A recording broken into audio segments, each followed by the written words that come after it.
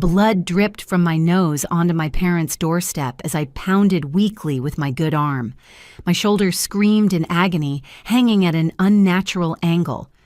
20 minutes ago, my brother-in-law Marcus had thrown me against their kitchen counter because I wouldn't sign mortgage papers. My sister stood there watching, then said I deserved it for being selfish. Now as consciousness slipped away and my knees buckled, I heard my mother's scream through the door. Everything went black before I could tell her what happened. 3 weeks earlier, life seemed normal. I worked as a pediatric nurse at Children's Hospital of Philadelphia, living in my small one-bedroom apartment in Center City. My daily routine consisted of 12-hour shifts, caring for sick children, grabbing coffee from the cart outside the hospital, and collapsing into bed with just enough energy to water my struggling succulent collection. My sister Lauren had always been the family's golden child. 5 years older than me, she'd married Marcus Fitzgerald right out of college. He worked as a senior real estate agent at one of the city's premier firms, always dressed in perfectly tailored suits and driving his latest model BMW. Their wedding had been a country club affair with 300 guests, a string quartet, and flowers that cost more than my car. They lived in a stunning 4-bedroom colonial in Radnor, complete with a circular driveway and professionally landscaped gardens. Every holiday, Lauren would give us tours of their latest renovations. The kitchen with its waterfall marble island, the master bathroom that looked like a spa, the finished basement with a full bar and theater system. Mom would beam with pride while Dad nodded approvingly at Marcus's business acumen. That particular Sunday started like any other family dinner. Mom had made her famous pot roast the dining room table set with her wedding china. I arrived straight from a particularly difficult shift where we'd lost a young patient to leukemia. The weight of that loss still pressed on my chest as I forced smiles and made small talk. Lauren looked radiant as always, her blonde hair freshly highlighted, wearing a cashmere sweater that probably cost more than my monthly groceries.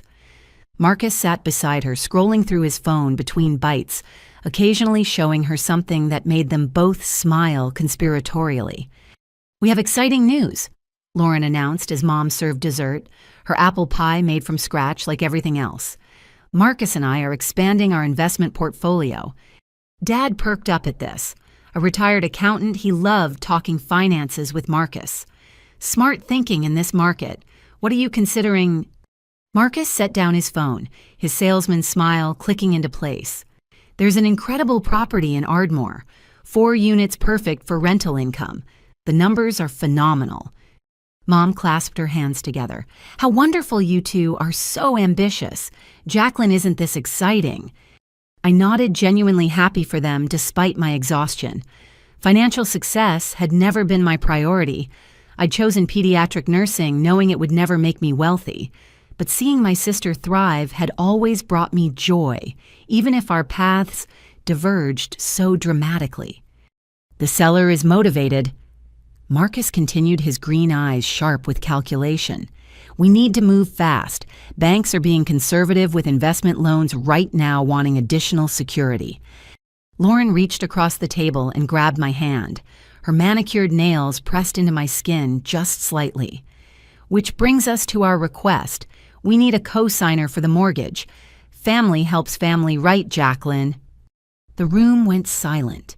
Even the grandfather clock in the hallway seemed to pause its ticking.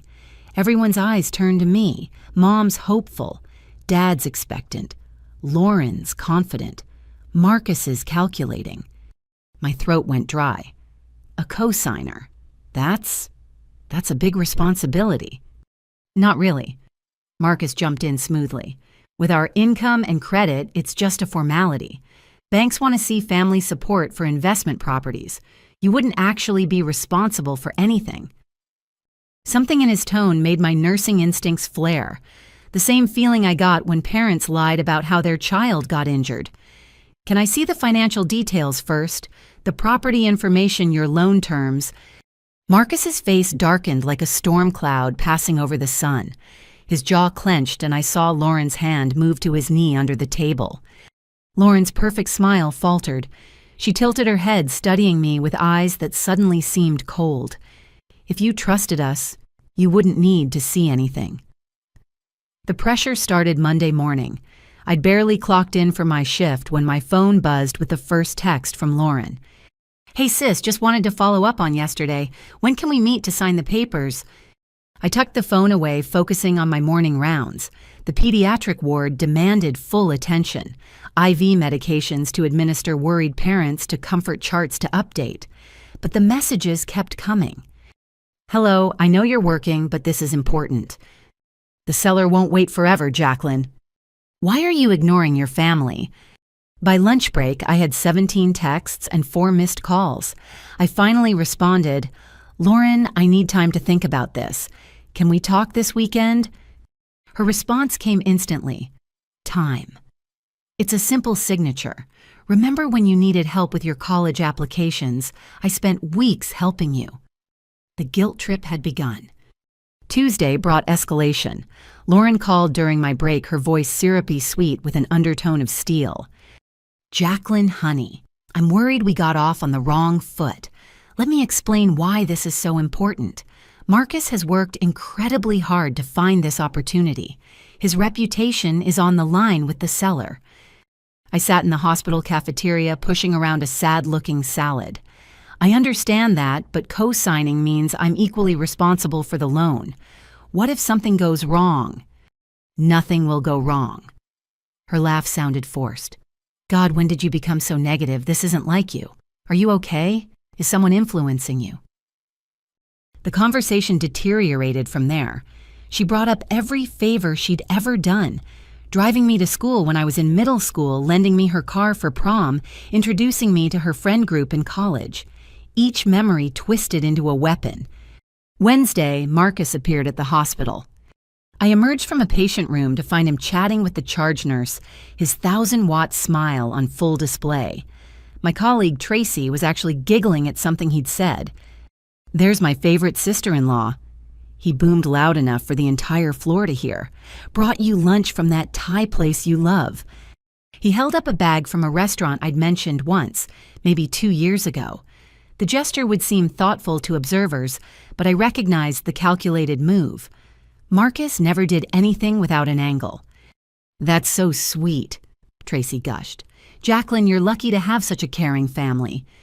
I forced a smile, accepted the bag. "Marcus, this is a surprise. I'm actually about to start rounds." "I'll walk with you," he said smoothly. "Just for a minute. I know how busy you are saving lives and all." He turned to Tracy. "She's amazing, isn't she? So dedicated. That's why we trust her completely with important family matters." The manipulation was masterful. In one conversation, he'd painted me as both a hero and someone who should naturally help family without question. As we walked down the hallway, his demeanor shifted. "Lauren's really hurt," he said quietly. "She feels like you don't trust us. After everything she's done for you." "This isn't about trust." I kept my voice low, aware of colleagues nearby. "It's about financial responsibility. Why do you need a co-signer if your finances are so solid?" His smile tightened. "Investment properties have different requirements. It's just bureaucracy. But if you can't help family..." He shrugged, letting the threat hang. Thursday brought my parents into the campaign. Mom called while I was grocery shopping after work. "Sweetheart Lauren came by today. She was crying." My stomach sank. "Mom..." "She told me about the investment property. Such a smart move for their future. Your father agrees it's an excellent opportunity." I stood in the cereal aisle, exhausted, still in my scrubs. Did she mention it requires me to co-sign a mortgage, that I'd be legally responsible for hundreds of thousands of dollars? "Oh, honey, that's just paperwork. You know Marcus handles all the finances. They'd never let anything happen to your credit." Mom's voice carried that particular tone she used when defending Lauren. Family supports each other. When Lauren graduated college, she helped you with your applications. "Mom, she proofread 2 essays. This is completely different." "Is it..." Her voice cooled. "Jacqueline Marie, I didn't raise you to be selfish. Your sister has always been there for you." The conversation ended with Mom's disappointment hanging heavy through the phone. Dad called an hour later with his own lecture about family obligations and missed opportunities. Friday afternoon, while reviewing patient charts, I got a text from my college friend Amy. "Hey, weird question. Did you already co-sign something for Lauren? She posted on Facebook thanking family for supporting their new investment." My blood ran cold. I immediately checked social media. There it was. Lauren's post with a photo of the property gushing about their new venture and grateful for family who believe in our dreams. The comments were full of congratulations and assumptions about my involvement. Marcus had tagged me with a heart emoji. I called Lauren immediately. "What is this post? I haven't agreed to anything." "Oh, that," she sounded breezy. "I was just excited. I knew you'd come around. You always do." "Take it down, now." "God, you're so dramatic." "Fine, but people are going to wonder why you're not supporting us." That evening, exhausted and frustrated, I opened my laptop. If they wanted to play games, I'd do my homework. What I found changed everything. A simple property record search revealed the first red flag. The amazing investment they'd described wasn't what it seemed. But that was just the beginning. Public records told a story Lauren had hidden. 3 mechanics' liens against Marcus's real estate business. 2 lawsuits from former clients claiming fraudulent misrepresentation. His real estate license had been suspended twice in other states before he'd moved to Pennsylvania. My hands shook as I dug deeper. Their perfect house in Radnor, a notice of default, had been filed 2 months ago. They were in pre-foreclosure. The BMW Marcus drove leased under his company name, which showed a tax lien. The investment property they wanted wasn't an investment at all. It was their attempt to use rental income to save their house. The loan amount they needed was staggering, over $600,000, more than twice my annual salary as a nurse. My phone lit up with another text from Lauren. "You're coming to Sunday dinner, right? We can sign the papers after dessert. Make this easy on everyone." I screenshotted every document, every lien, every lawsuit. My computer's clock showed 2 in the morning, but sleep was impossible. How had I never seen through their perfect facade? How many family dinners had they attended while drowning in debt, smiling and lying to everyone? An email notification popped up just as I was about to close my laptop. My credit monitoring service, new inquiry alert. Someone had run my credit report. The inquiry came from a mortgage company with Lauren listed as the requesting party. She'd used my social security number, information she'd had since helping me with my first apartment application years ago. Below that, another alert. A mortgage application had been started in my name, status incomplete, but there it was. My information, my credit, my future being gambled without my consent.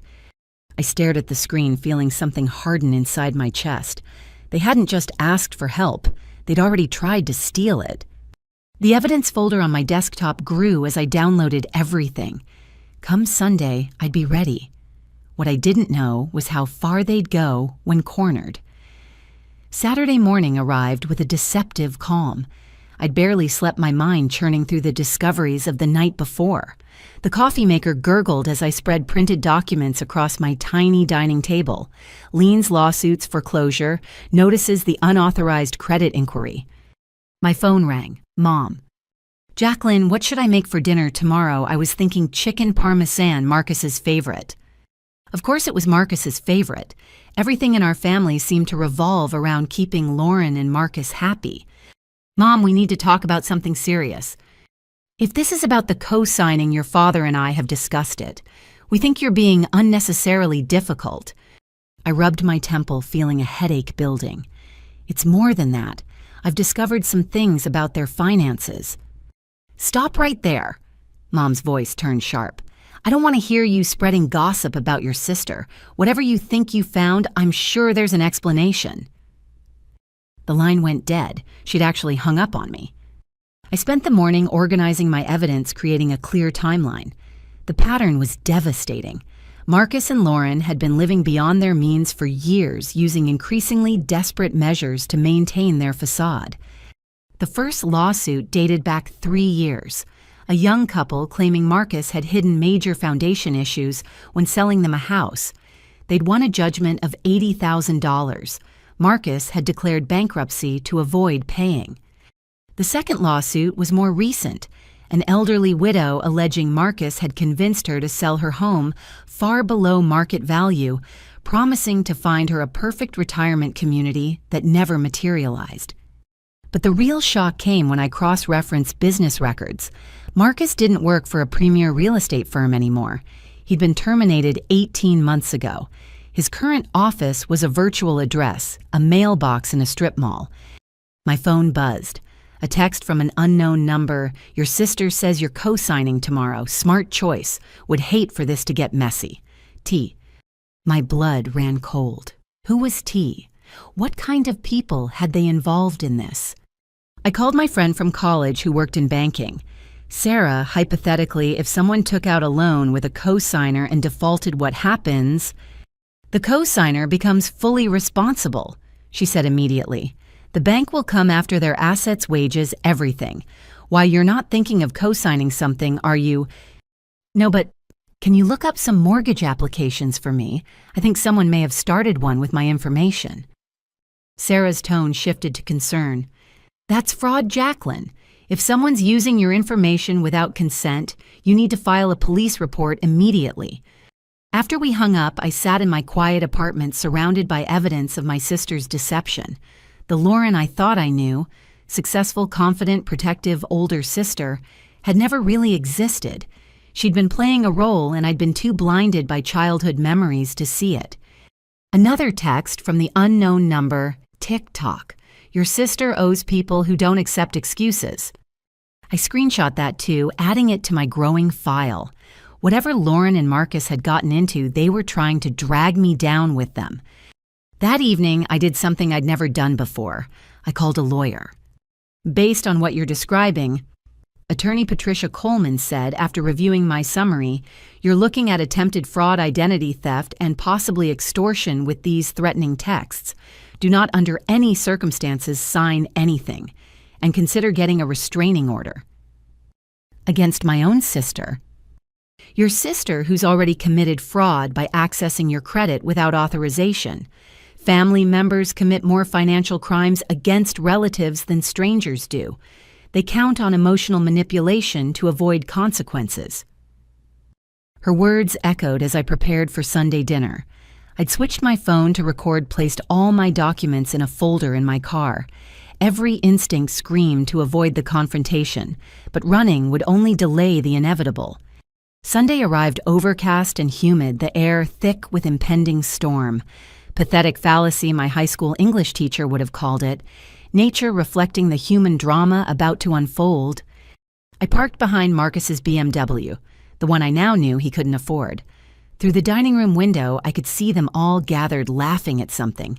The perfect family tableau built on lies.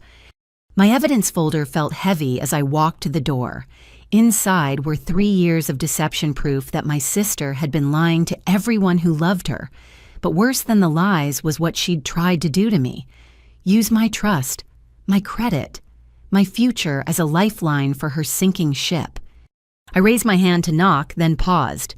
Through the window, I watched Lauren throw her head back in laughter, diamond earrings catching the light. Marcus had his arm around her, playing the successful husband. My parents gazed at them with such pride. In a few minutes, I would shatter that illusion. Part of me wanted to turn around, pretend I'd never learned the truth. But the threatening texts on my phone and the fraudulent credit inquiry made that impossible. They'd forced my hand by trying to steal what they couldn't manipulate from me. Thunder rumbled in the distance as I finally knocked, the last normal moment before everything changed. Lauren answered the door, her smile bright and false as her diamonds. "There you are, we were starting to worry. Come in, come in. Marcus has the papers all ready for after dinner." I stepped inside, gripping my folder tighter. The house smelled like garlic and rosemary from Mom's cooking. Dad called out a greeting from the living room where he and Marcus were watching golf. "Actually," I said, my voice steadier than I felt, "I think we should discuss those papers now. I have some questions about the property." Lauren's smile flickered but held. Of course, Marcus Honey Jacqueline wants to go over the investment details. Marcus appeared golf still playing behind him. His salesman's smile was perfectly in place, but I noticed tension in his shoulders. "Great, I've got everything set up in the office. Just need your signature and we can move forward with this amazing opportunity. First, I'd like to see the property details, your current mortgage statements, and the loan terms," I said, pulling out my phone to show I meant business. That's all standard stuff," Marcus said, his smile finally slipping. "Nothing you need to worry about." "If it's standard, then showing me shouldn't be a problem." Lauren stepped closer, lowering her voice. "Why are you being like this? We're family." "Which is exactly why I need to see everything." I met her gaze steadily. "Unless there's something you're hiding." The temperature in the room seemed to drop. Mom appeared in the doorway, dish towel in hand. "Everything okay?" "Fine, Mom," Lauren said quickly. "Jacqueline just has some questions. Marcus will answer everything, won't you, honey?" Marcus's jaw worked like he was chewing glass. "Of course. Let's go to the office." I followed them down the hallway, my heart pounding. Their home office was all dark wood and leather designed to impress. Marcus gestured to papers spread across the desk. The mortgage application with my name already filled in as co-signer. "See, everything's in order. Just need your signature here, here, and here." I set my folder on the desk. "Before I sign anything, let's discuss why you were terminated from Coldwell Banker 18 months ago." The silence was deafening. Lauren's face went white, then red. Marcus's mask finally cracked completely. "How dare you investigate us?" Lauren hissed. "How dare you access my credit report without permission?" I countered. "That's fraud, Lauren. So is starting a mortgage application in my name." "We didn't, that's not," Marcus stammered. I pulled out the printed evidence. 3 liens against your business, 2 lawsuits for fraud. Your house is in pre-foreclosure. You're not buying an investment property. You're trying to save yourselves from bankruptcy. Lauren sank into a chair. "You don't understand. We just hit a rough patch. The market didn't forge my signature. The market didn't send me threatening texts from someone named T." Marcus's face went gray. "How do you know about Tony?" "So T is Tony, and who exactly is Tony?" "Nobody," Lauren said quickly, too quickly. "Just a private lender." "A loan shark," I said flatly. "You borrowed from a loan shark." Mom's gasp from the doorway made us all turn. She and Dad stood there, Dad's face darkening with each word. "Lauren Michelle." Dad's voice was deadly quiet. "What have you done?" "We had no choice," Lauren burst out. "The banks wouldn't extend our credit. We just needed bridge money until this deal." "There is no deal," I said. "This is all a house of cards and you're trying to make me the foundation." I spread out all my evidence, every lien, every lawsuit, every default notice. My family crowded around the desk, the truth laid bare in black and white. $600,000. Dad read, his voice hollow. "You were going to make Jacqueline responsible for $600,000. "She wouldn't actually pay anything," Marcus protested. "We just needed her credit score to qualify."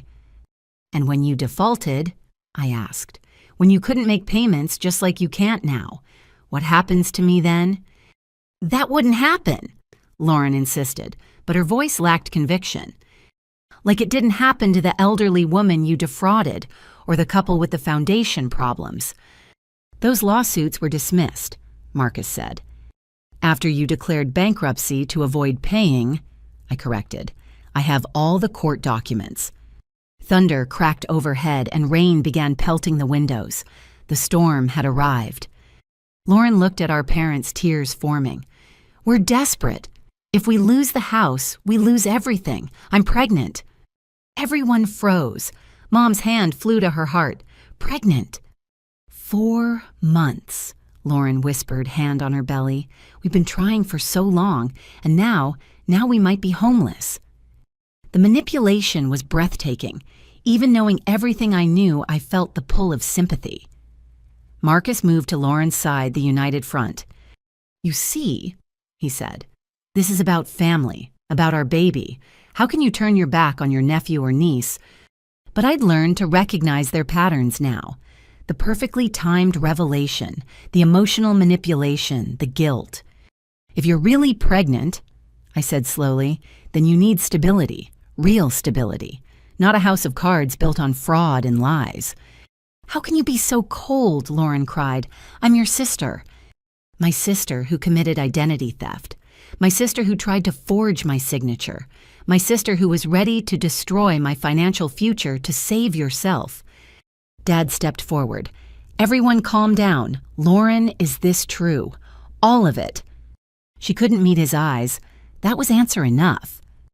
And this Tony person, Dad continued, how much do you owe him? Marcus and Lauren exchanged a look. $50,000, Marcus admitted. But we told him Jacqueline was co-signing. He's expecting... You told a loan shark I was your guarantor. My voice rose despite my efforts to stay calm. Without my knowledge or consent, we knew you'd come through, Lauren said. You always do. You're the good one. The easy mark, you mean. Lightning flashed, illuminating everyone's faces in harsh relief. In that moment, I saw clearly Lauren's desperation, Marcus's calculation, my parents' dawning horror at what their golden child had become. I won't sign, I said firmly. Not the mortgage, not anything. And if you've put my name on any documents, I'll file fraud charges. Marcus's face twisted into something ugly. You have no idea what you're doing. Tony doesn't accept no for an answer. He's expecting this deal to go through. Then you'll have to tell Tony the truth, that you lied about having a co-signer. It's not that simple.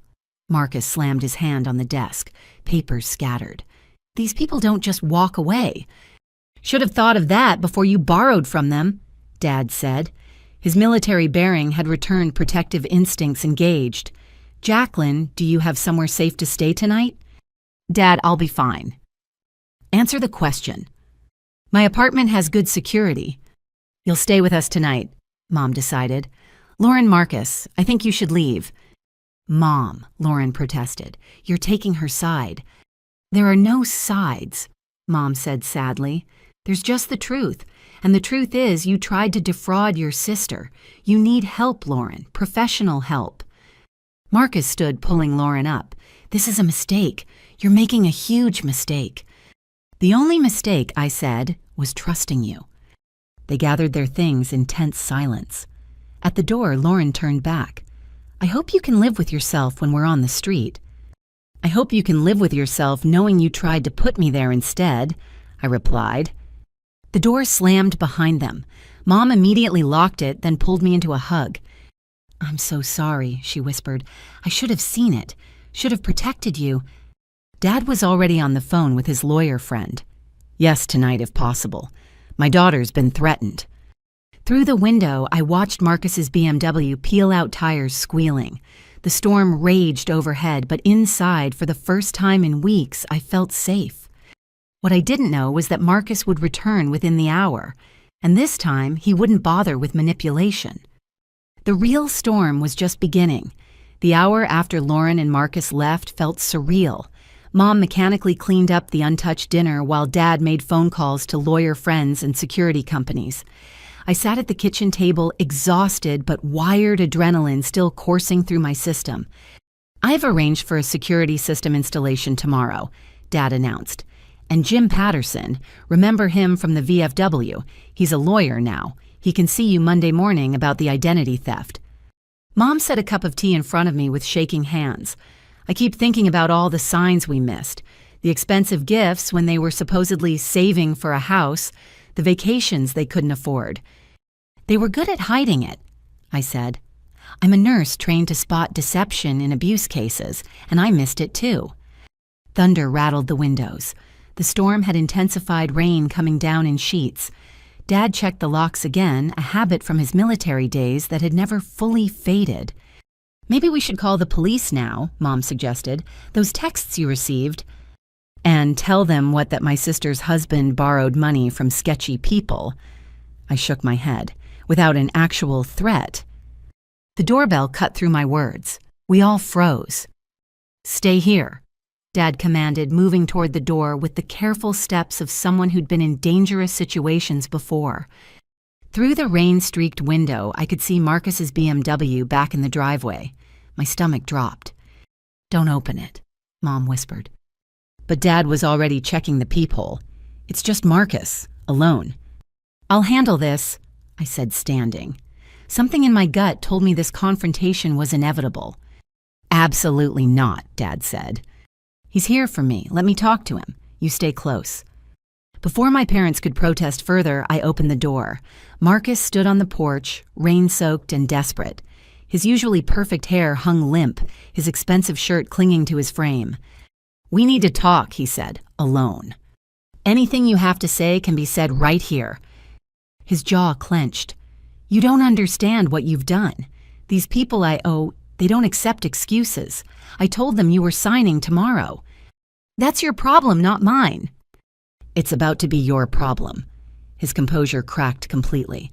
"They know where you work, where you live. You think your building's security will stop them." Dad stepped into view. "Are you threatening my daughter?" "I'm trying to protect her."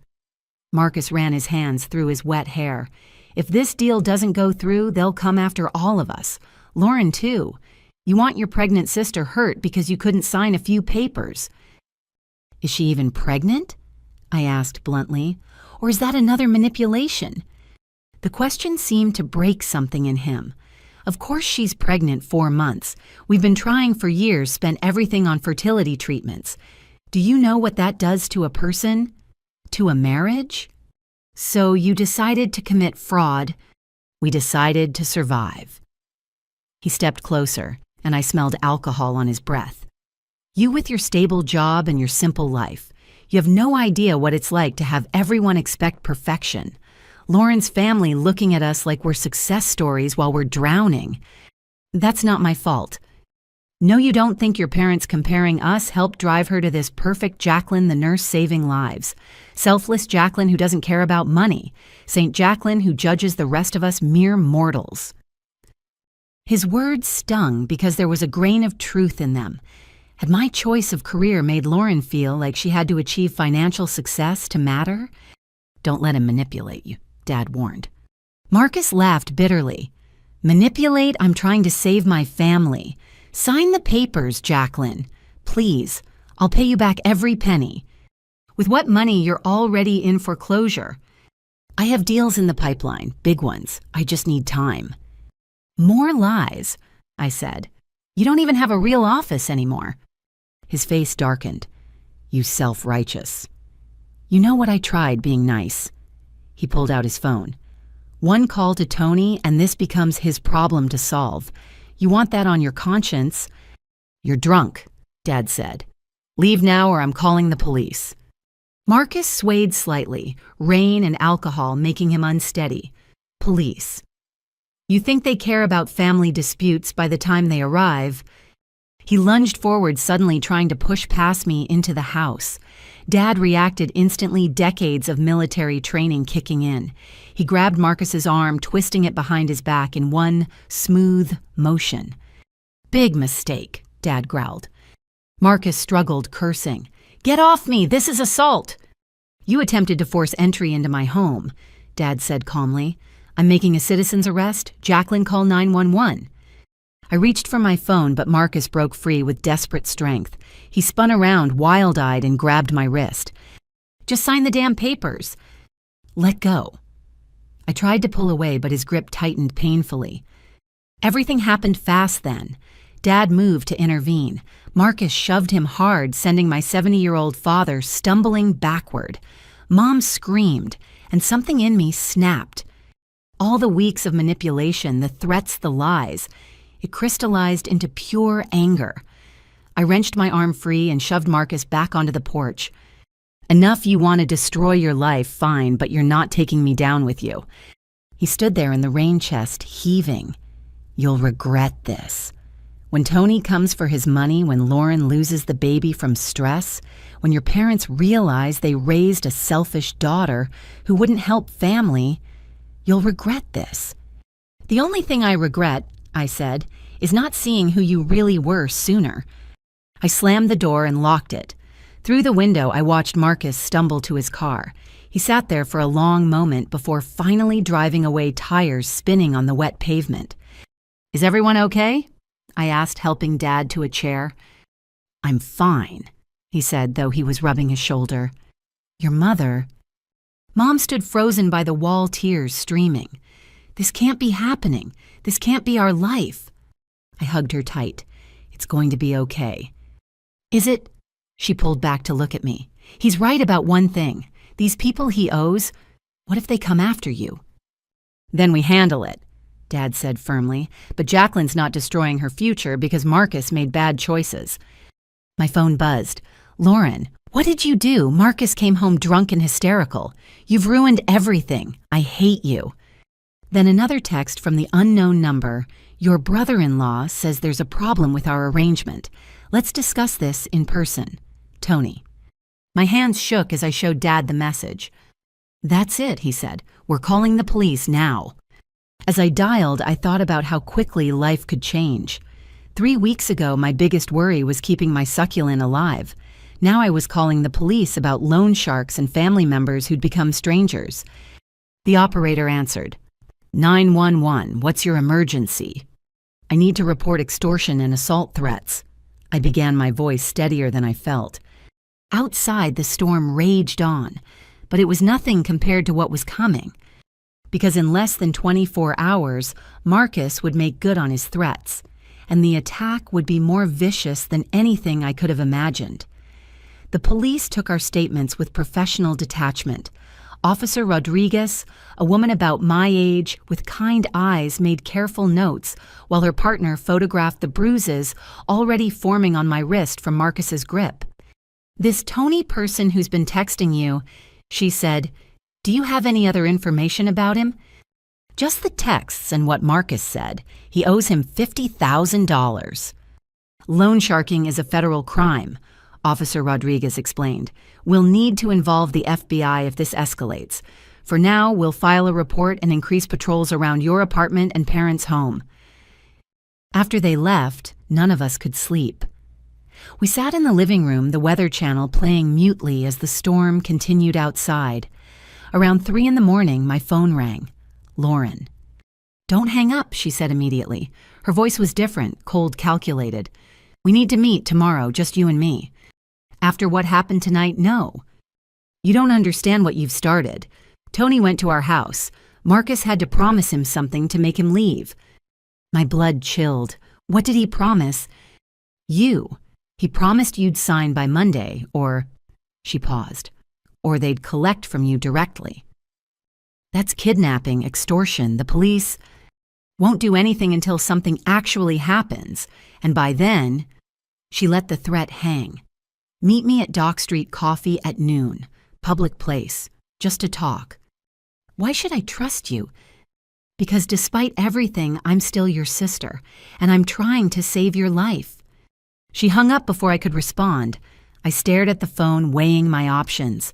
Everything screamed trap, but the alternative was waiting for Tony to make his move. "I'm going with you," Dad said. He'd heard everything. She said alone. I don't care what she said. We argued until dawn, finally compromising. He'd wait in his car outside watching. One signal from me and he'd intervene. Noon came too quickly. Dock Street Coffee was busy with the Sunday lunch crowd. Families with strollers, college students with laptops, the normal world continuing, while mine imploded. Lauren sat in a corner booth, sunglasses on, despite being indoors. When she removed them, I gasped. Her left eye was swollen, nearly shut, purple and green bruising spreading across her cheekbone. "Marcus," I whispered, sliding into the opposite seat. She nodded once curtly. "After the police left your parents. He blamed me for involving you, said I should have convinced you better. Lauren, you need to leave him. File charges." "With what money, where would I go?" She laughed bitterly. "You think shelters take women who committed fraud, who have loan sharks after them. So your solution is to throw me to the wolves." "My solution was for you to sign the papers like families should." Her good eye blazed with anger. "But you had to be noble. Had to be right." "I had to protect myself." From what we would have made the payments, how you're already broke. I'm pregnant. The words exploded from her. Several nearby customers looked over. She lowered her voice. 4 months pregnant after 5 years of trying 3 miscarriages and more money than you can imagine spent on treatments. This baby is everything to us. Her hand went to her stomach protectively. Even through my anger, I felt a stab of sympathy. If that's true, then you need to think about the baby's future. What kind of life will it have with parents in prison? Prison, she scoffed. You think rich people go to prison for financial crimes? Marcus's parents will hire lawyers. We'll get probation at worst. His parents who cut him off 18 months ago. Her face fell. How did you... I did my homework. They know about his scams, don't they? That's why they stopped funding your lifestyle. They're complicated people. But when they find out about the baby... She trailed off and I realized she was banking on a grandchild softening them. Lauren, listen to me. You need to go to the police. Tell them about Tony, about the threats. Get into witness protection if necessary.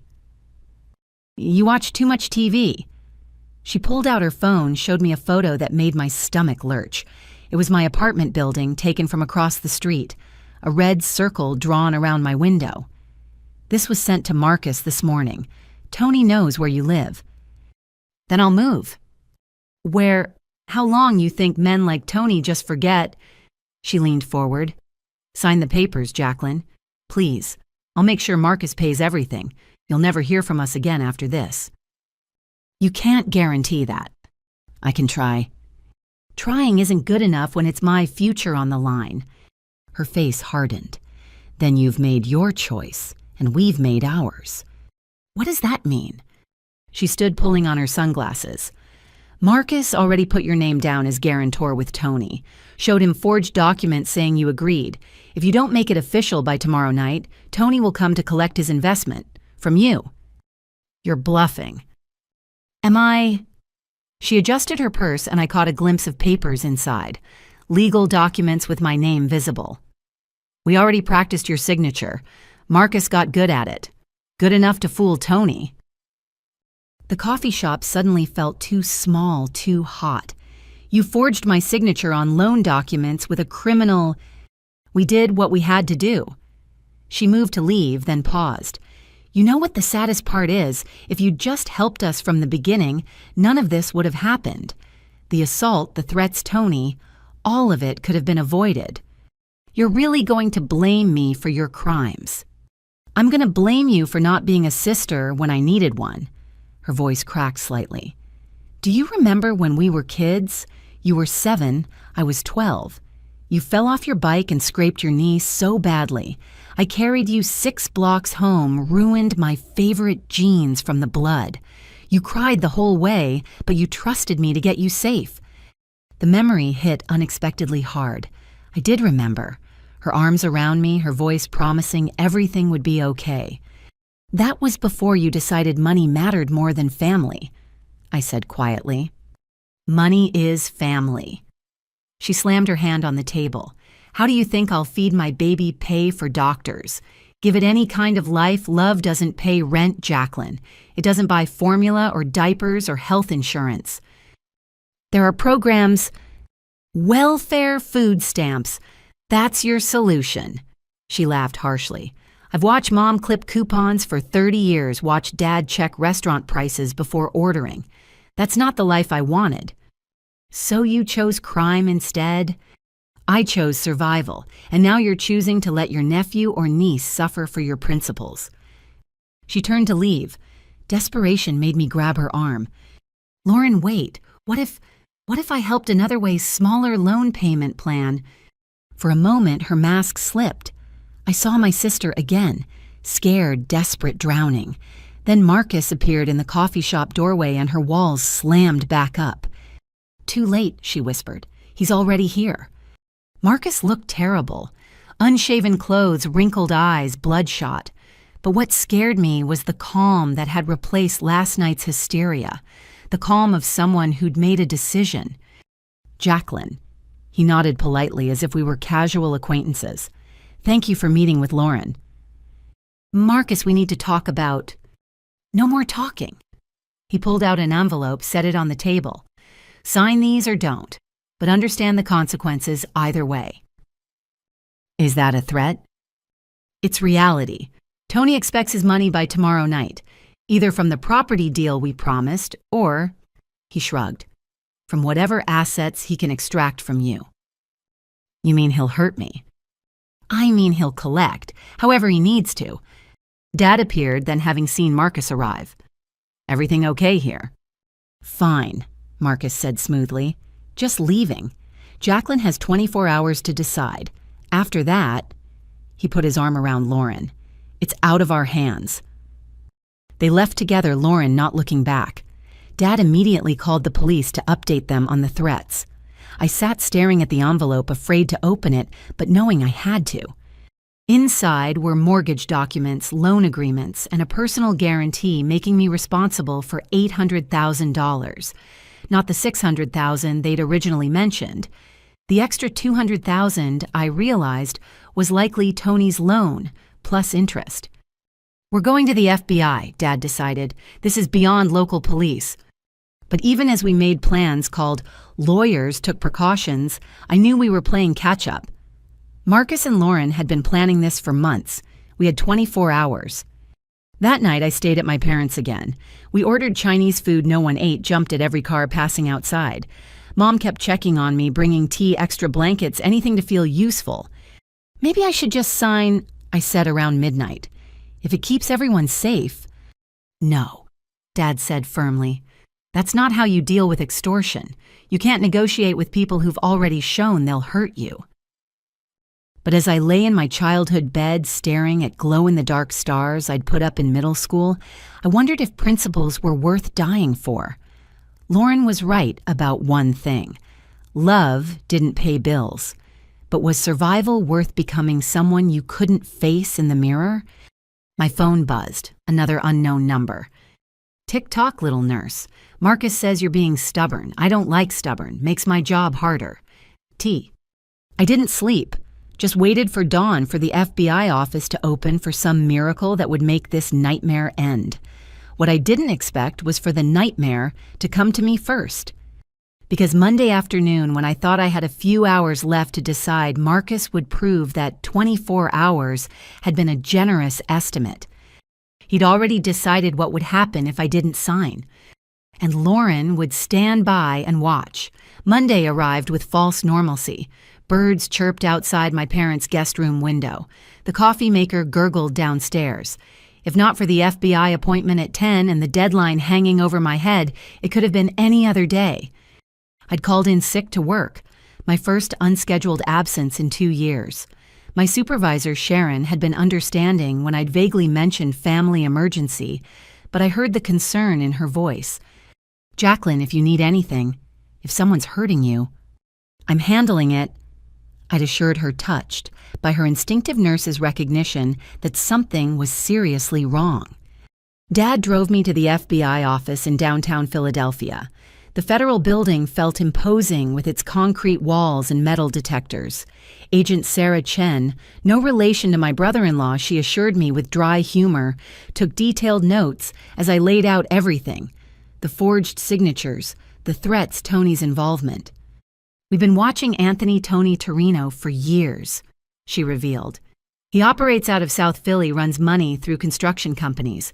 Your brother-in-law borrowing from him shows spectacular poor judgment. Can you arrest him, Tony? I mean, we need more evidence. Your testimony helps, but... She hesitated. These cases take time. Months, sometimes years. I have until tonight. We can offer protective custody. For how long I have a job, a life. Agent Chen's expression was sympathetic but firm. Your life won't matter much if Torino decides to make an example of you. We left with more questions than answers. The FBI would investigate, but investigations took time I didn't have. They suggested I vary my routine, stay with friends, consider leaving town temporarily. Running away, I muttered in the car. That's their solution. Strategic retreat, Dad corrected. Nothing wrong with living to fight another day. It was already 2 in the afternoon. The deadline loomed, but I needed things from my apartment. Clothes, medications, important documents. Against Dad's protests, I insisted we stop there. 5 minutes, I promised. In and out. The apartment building looked normal. Residents, walking dogs, maintenance, watering the lobby plants, security guard at the desk who knew me by name. "Hey, Mike," I waved, trying to appear casual. "Jacqueline feeling better? You look tired." "Just need to grab some things. My dad's with me." Mike buzzed us through with his usual friendly smile. The elevator ride felt endless. Dad insisted on going first down the hallway, checking corners like he was back in Vietnam. My apartment door stood slightly open. We both froze. I distinctly remembered locking it when I'd left Saturday morning. "Back to the elevator," Dad whispered. "Now," but I heard something inside, crying, a woman crying. "Lauren." I called out against Dad's frantic gestures to stay quiet. "Jacqueline." Her voice was muffled, pained. "Help me, please." Every instinct screamed trap, but I couldn't ignore my sister's distress. I pushed the door wider. Lauren sat on my living room floor, holding her stomach, blood on her jeans. Her face was even more bruised than yesterday, lips split, one arm hanging strangely. "The baby," she gasped. "I think I'm losing the baby." I rushed forward, nurse training overriding caution. "How long have you been bleeding? Are you having contractions?" He pushed me down the stairs. Tears mixed with blood from her nose. "Said it was my fault you wouldn't sign. My fault for not controlling you better. We need to get you to the hospital." The door slammed shut behind us. Marcus stepped out from behind it, and my blood turned to ice. He looked completely unhinged, pupils dilated, movements jerky, a baseball bat in his hand. "Family reunion," he said with a smile that didn't reach his eyes. How touching. Dad moved between us. "Put the bat down, son." "I'm not your son." Marcus swung the bat experimentally. "Your daughter made sure of that when she destroyed my life." "Marcus, please," Lauren whimpered. "You promised no weapons." "Shut up," he whirled on her. "You said she'd come if you were hurt. Well, you were right. Good job." The full horror hit me. "You threw your pregnant wife down the stairs as bait." "She's not pregnant," Marcus said casually. "Never was. Found the fake ultrasound website in her browser history last night. Another lie. But hey, what's one more?" Lauren's sobs intensified. The blood was real, though. That much my medical training confirmed. "She still needs medical attention," I said carefully. "Let me help her." "After you sign." He pulled papers from his jacket. "Right here, right now. Then everyone gets what they need." "Don't do it," Dad warned. Marcus's face darkened. "Old man, you've interfered enough." The swing came fast. Dad tried to dodge, but the bat caught his shoulder, spinning him into the wall. He went down hard. "Dad," I started toward him, but Marcus blocked me. "Sign the papers." Okay, I'll sign. Just let me check on him." Papers first. My hands shook as I took the documents. $800,000 of debt with my name on it. My future destroyed with a pen stroke. But Dad was groaning on the floor, possibly concussed, and Lauren was still bleeding. I started to sign, then stopped. "This won't end here. You know that, right? Tony will want more. There's always more." "Not my problem once you sign." "It'll always be your problem. You think men like Tony just walk away satisfied." "Sign." He raised the bat again. In that moment, I made a decision that would haunt me. I threw the papers in his face and lunged for my kitchen. Marcus's roar of rage followed me. I heard the bat whistle past my ear, slamming into the wall. Plaster exploded. I grabbed the first thing I could reach, a knife from the block on my counter. "Back off." I held it between us, my hand surprisingly steady. He laughed. "You won't use that, not sweet, helpful Jacqueline." "Try me." We faced off in my tiny kitchen. Behind him, I could see Dad struggling to sit up. Lauren had crawled toward the door, leaving a blood trail on my carpet. "You know what your problem is," Marcus said, still holding the bat. "You think you're better than us, the noble nurse, the good daughter, but you're just scared. Scared to take risks, to want more." "I want plenty, just not at the cost of my soul." Your soul." He laughed bitterly. "I gave up my soul the day I married into your family. Do you know what it's like having your parents look at me like I'm never good enough? Their precious Lauren slumming with a working-class guy. So you decided to prove them right by becoming a criminal." His face contorted. "I decided to become rich, whatever it took." He feinted left, then went right. I slashed with the knife, catching his sleeve, drawing blood. He howled and swung the bat. I tried to dodge, but there wasn't enough room. The bat connected with my shoulder. Blinding pain shot down my arm as I heard something crack and separate. The knife flew from my nerveless fingers. I screamed, falling backward into the counter. Marcus stood over me, bat raised for another blow. Should have just signed. That's when Dad tackled him from behind. 70 years old with a probable concussion, but still fighting. They went down in a tangle of limbs, the bat rolling away. "Run!" Dad yelled. But I couldn't run, couldn't even stand. My shoulder was dislocated, possibly broken. Every movement sent waves of agony through me. Marcus threw Dad off with younger strength and scrambled for the bat. Dad grabbed his ankle, buying me precious seconds. I pulled myself up, using my good arm, stumbling toward the door. Lauren lay in front of it, semi-conscious. "Move," I gasped. She looked up at me with glazed eyes. "You should have just signed the mortgage." The words hit harder than the bat. Even now, bleeding on my floor, she blamed me. Marcus broke free from Dad and came at me again. This time, his swing connected with my ribs. I felt them crack breath, leaving in a whoosh. The second hit caught my face, blood filling my mouth and nose. I went down hard, the world spinning. Through blurred vision, I saw Dad trying to get up, saw Marcus standing over me with the bat raised one final time. "Stop," Lauren's voice stronger now. "You'll kill her." So Marcus was beyond reason. She killed us first. But the distraction was enough. I grabbed his ankle and pulled with desperate strength. Off balance, he stumbled. The bat came down, missing me by inches, embedding in the floor. Police sirens wailed outside. Someone, probably Mike from the security desk, had called them. Marcus's face went white. "You stupid, this isn't over." He ran for the door, shoving past Lauren. She reached for him weakly. "Don't leave me." But he was gone, footsteps pounding down the hallway. I lay on my floor, blood pooling beneath my face, every breath agony. My shoulder hung at an impossible angle. Dad crawled over his hands, gentle on my head. "Stay with me, baby girl, help's coming." Lauren dragged herself closer. "Jacqueline, I'm sorry, I'm so sorry." I tried to speak, but only blood came out. The room kept tilting. "Should have signed," she whispered again, and I couldn't tell if it was regret or continued blame. The last thing I remembered was Dad's voice, urgent and scared. "She's losing consciousness. Hurry." Then darkness took me, but not before one final thought: I needed to get to my parents' house. They needed to know what happened. I didn't know if I'd make it. Consciousness returned in fragments. Pain first, searing, overwhelming. Then sounds.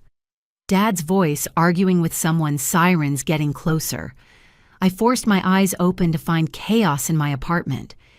"Don't move," Dad commanded, his hand steady on my forehead. "Paramedics are almost here." Lauren had pulled herself against the wall, pressing kitchen towels between her legs to stem the bleeding. Her eyes met mine, hollow with shock. "He's going to kill us," she whispered. "When he realizes the police are involved, he'll come back to finish it." I tried to respond, but my mouth was full of blood. Spitting it out sent lightning through my ribs. "Need to go," I managed. "Parents' house, tell Mom." "You're not going anywhere." Dad started, but I gripped his hand with desperate strength. "Recording." I fumbled for my phone with my good hand. In my pocket, everything's recorded. His eyes widened as he carefully extracted my phone. In my terror, I'd forgotten I'd started recording when I entered the apartment, a habit from documenting evidence. The entire attack was captured. "Holy God," Dad breathed, seeing the recording still running. "This is evidence. This proves everything." Footsteps thundered in the hallway. Not paramedics. Too heavy, too fast. Marcus. "He's coming back." Lauren whimpered. Adrenaline flooded my system. Using the counter, I hauled myself upright despite the agony. My right arm hung useless shoulder clearly separated. Blood ran from my nose and mouth, but I was vertical. Back door, I gasped. Service elevator. Dad didn't argue. He pulled Lauren to her feet, supporting her weight. I stumbled behind them, leaving bloody handprints on the walls. My apartment had 2 exits, a luxury I'd paid extra for never imagining I'd need it for escape. The main door burst open just as we reached the kitchen's back exit. Marcus's voice roared behind us, incoherent with rage. The service hallway was narrow, meant for maintenance. We half ran, half fell toward the elevator. Lauren moaned with each step, leaving a trail of blood.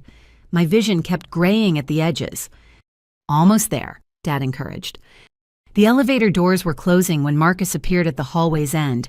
Our eyes met for one terrifying moment before the doors shut completely. Parking garage, I mumbled. My car. You can't drive like this. You drive. Just need to get home to Mom. The garage was eerily quiet. Dad bundled us into my Honda, Lauren in back, me slumped in the passenger seat. He peeled out just as Marcus burst from the stairwell. Call 911, Dad ordered, but I was already dialing with shaking fingers. This is Jacqueline Morris. My brother-in-law just attacked us at 1547 Spring Garden Street, apartment 4B. He's still in the building, armed and dangerous. There's evidence.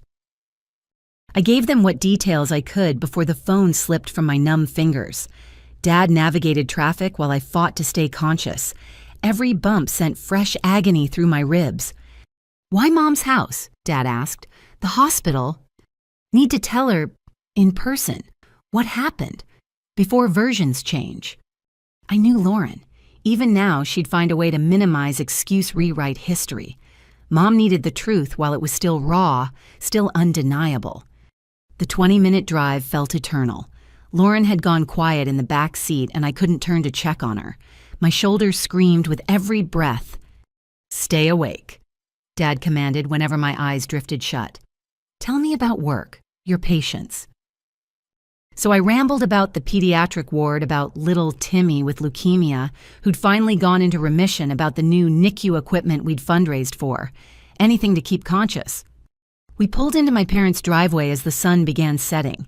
Had it really only been a few hours since the FBI meeting? It felt like days. Mom must have been watching because she flew out the front door. The scream that tore from her when she saw me made my heart break. Oh my God, what happened? Marcus, Dad said simply. Help me get them inside. But I couldn't make it. My legs gave out on the front walkway. I went down hard on my knees, jarring every injury. The pain was extraordinary. Hospital, Mom cried. We need... No. I gripped her hand. Listen first, please, while I can still talk. So there on my parents' front lawn, where I'd played as a child, I told my mother the truth. Marcus's attack, Lauren's betrayal, the baseball bat, the fake pregnancy used as bait. Every ugly detail poured out with my blood onto the grass. Mom's face cycled through disbelief, horror, rage. When I showed her the recording on my phone, she actually recoiled from the violence captured there. Lauren. She looked at her eldest daughter, who'd collapsed against Dad. You were part of this. I didn't know I just wanted Jacqueline to come, to talk. Lauren's voice was weak, but the manipulation was still there. I'm hurt too, Mom. I might be miscarrying. You're not pregnant. The words tore from me. Marcus said so, checked your browser history, fake ultrasound sites. The last bit of color drained from Lauren's face. That's not... I was pregnant. I lost it last month, but I couldn't tell Marcus. He was already so stressed. Another lie, the truth. Did it matter anymore? Inside, Dad decided, before neighbors call police. They half carried me to the door. My shoulder was past agony now, nerves going numb. Blood dripped steadily from my nose onto my parents' pristine walkway. At the threshold, my legs gave out completely. The world tilted sideways. I can't, I whispered. I'm sorry, Mom, I can't. She knelt beside me, tears streaming. It's okay, baby. You're home. You're safe. But we weren't safe. Marcus was still out there, probably fleeing the police, but certainly planning his next move. Tony's deadline hadn't been met. The danger was just beginning. I tried to say all this, but words wouldn't come. The edges of my vision went dark. "She's going into shock," Dad said urgently. "Call 911 now." Mom ran for the phone while Dad elevated my legs, military medical training kicking in. Lauren crawled closer, reaching for my hand with bloody fingers. "I'm sorry," she kept repeating. "I'm so sorry." But sorry didn't fix my shoulder. Sorry didn't unbreak my ribs or stop the blood flowing from my face. Sorry didn't undo the moment she'd stood by while her husband beat me with a bat. As consciousness slipped away, I heard sirens approaching. Police or ambulance, I couldn't tell. Maybe both. "Jacqueline, stay with us," Mom's voice desperate and afraid. But I was falling, tumbling into darkness where the pain couldn't follow. My last coherent thought was that I'd made it home. I told the truth. Whatever happened next, at least Mom knew. Everything went black just as the sirens reached our street. I'd collapsed on my parents' doorstep, begging for help, just like I'd imagined in those terrifying minutes after the attack. Except this time, help might not come fast enough. The world swam back into focus in fragments. Red and blue lights painted the ceiling, voices urgent and professional. Someone was counting. 1, 2, 3, lift. I was moving, floating. No, being carried. The stretcher rolled across my parents' doorstep where I'd collapsed moments or hours ago. Time had become elastic, meaningless. "Jacqueline, can you hear me?" A paramedic's face appeared above me, young and serious. "Squeeze my hand if you can hear me." I tried, but my body felt disconnected, operating on a delay. Finally, my fingers twitched against his. "Good. You're doing great. We're taking you to Jefferson Hospital." I tried to speak, tasted copper, more blood. The paramedic fitted an oxygen mask over my face. "Don't try to talk. You've lost a lot of blood." Through the ambulance doors, I glimpsed my parents' lawn. Crime scene tape already being strung up. Officers with notebooks. Mom clutching Dad, her face a mask of anguish. "My parents," I managed to whisper. "They're following in their car," the paramedic assured me. The doors slammed shut. The sirens started. Each bump in the road sent fresh agony through my ribs. The paramedic worked around me, starting IVs, checking vitals, radioing ahead to the hospital. 29-year-old female assault victim, dislocated right shoulder, possible fractured ribs, facial trauma, significant blood loss. His clinical words reduced my nightmare to medical terminology. Just another trauma case rolling into the ER. Except I worked at a different hospital. My colleagues at Children's Hospital would hear about this. The gossip would spread like wildfire. The ambulance swayed around a corner and I glimpsed another stretcher. Lauren. She lay still, IVs already running her face gray beneath the bruises. "Is she?" I started.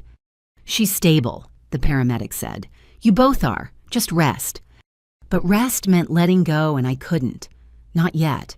Not until I knew my parents were safe, that Marcus had been caught, that this nightmare was ending instead of escalating.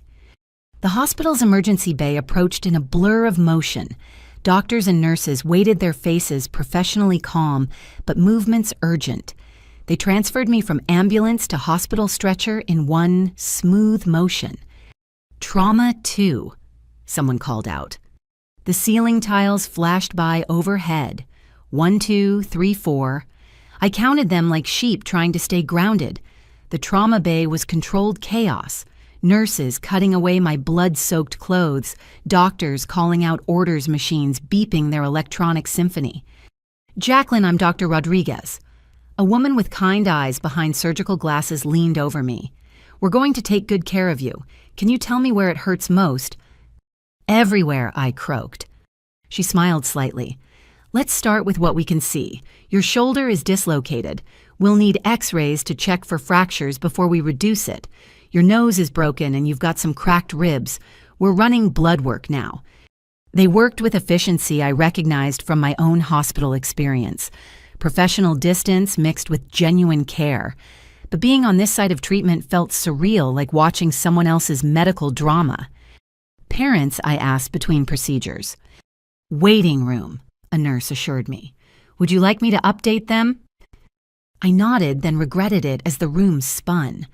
They'd already taken my phone for evidence, so I couldn't check the recording. Couldn't make sure the proof of Marcus's attack was safe. X-rays confirmed what Payne already told me: 3 cracked ribs, a clean shoulder dislocation, a fractured nose, and a mild concussion. Lucky, they said. Could have been much worse. We need to reduce your shoulder, Dr. Rodriguez explained. It's going to hurt, but then it'll feel better. They gave me something for the pain that made the edges of the world go soft. But when they manipulated my shoulder back into place, no amount of medication could touch that agony. I screamed. Then merciful darkness claimed me again. I woke in a different room, quieter. A regular hospital room with soft beeping and afternoon light filtering through blinds. My shoulder was immobilized in a sling, my ribs wrapped tight. Breathing hurt but felt possible. There she is. Mom sat beside my bed, aged 10 years since morning. How do you feel, sweetheart? Like I got hit by a truck. My voice was rough nasally from the nose splint. Where's Dad, Lauren? Dad's talking to the police. Lauren, Mom's face tightened. She's in surgery. Surgery. She was hemorrhaging. They couldn't stop it without... She paused. She wasn't pregnant, but there were complications from a recent procedure. The doctors think she tried to terminate something that wasn't there. Self-induced trauma to support her lie. The horror of it washed over me. Lauren had hurt herself to sell the fake pregnancy, then Marcus had hurt her worse. A spiral of deception and violence that had caught us all. Has Marcus been arrested? Mom nodded. They caught him trying to board a bus to New York. He's in custody. Relief made me sag into the pillows. At least that immediate threat was contained. A knock at the door preceded 2 visitors. Detective Williams, who'd taken my earlier report, entered with the FBI agent from this morning. Was it still the same day? Time had become meaningless. Ms. Morris, I'm sorry to bother you, but we need to take your statement while it's fresh. So, I told it again. Every detail from entering my apartment to collapsing at my parents' door. The detective recorded everything while Agent Chen took notes. They'd already reviewed my phone recording, which had captured the entire assault in horrifying audio. This is one of the clearest cases of assault and attempted murder I've seen, Detective Williams said. The recording alone will ensure conviction. Attempted murder. The way he came at you with that bat returned when he heard sirens. That shows intent to kill. He's looking at 15 to 20 years minimum. What about Tony the loan shark? Agent Chen leaned forward. That's where things get interesting. Marcus is already trying to make a deal. Information on Torino's operation in exchange for a reduced sentence. He's turning informant. Self-preservation is a powerful motivator, but we'll need your testimony too. Are you willing? I thought about the threatening texts, the fear that had driven me to the FBI in the first place. Yes, whatever you need.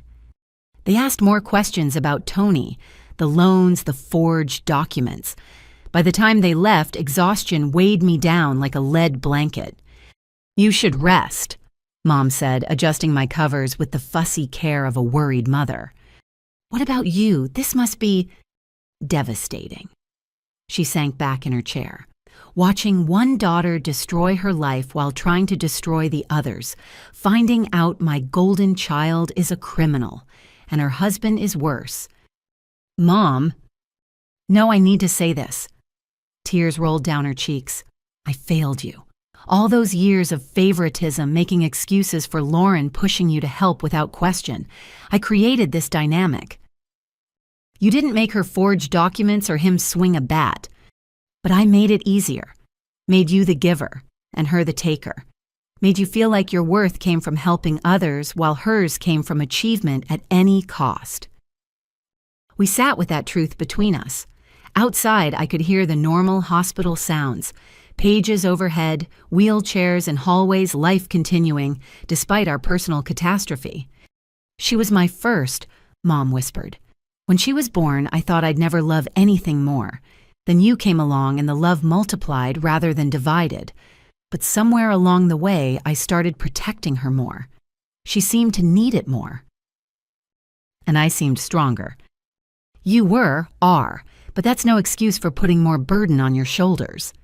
Dad appeared in the doorway looking haggard but relieved. You're awake. Thank God. He kissed my forehead gently, careful of my injuries. Lauren's out of surgery. She'll recover physically. And Marcus, charged with attempted murder, aggravated assault, extortion, fraud. The list goes on. Bail set at $2 million. His parents refused to post it. So he'd sit in jail awaiting trial. Good.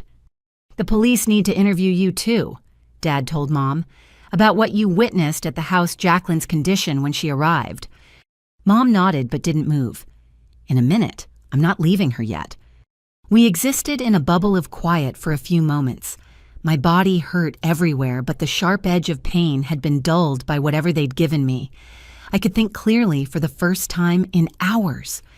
What happens now? I asked.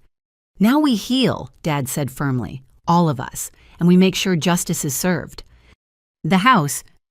Police release the scene. I'll clean up the blood. His jaw tightened at the words. Your apartment is still sealed. You'll stay with us when you're released. My job? Already called them. You're on medical leave as long as needed. They'd thought of everything while I was unconscious, handled the practical details while processing their own trauma. I'm sorry, I said, for bringing this to your door, for the blood on your walkway, the police cars, the neighbors watching. Don't you dare apologize, Mom said fiercely. You came home when you were hurt. That's what you're supposed to do. That's what family really means. A nurse came to check my vitals and administer more pain medication. The room began to soften around the edges again.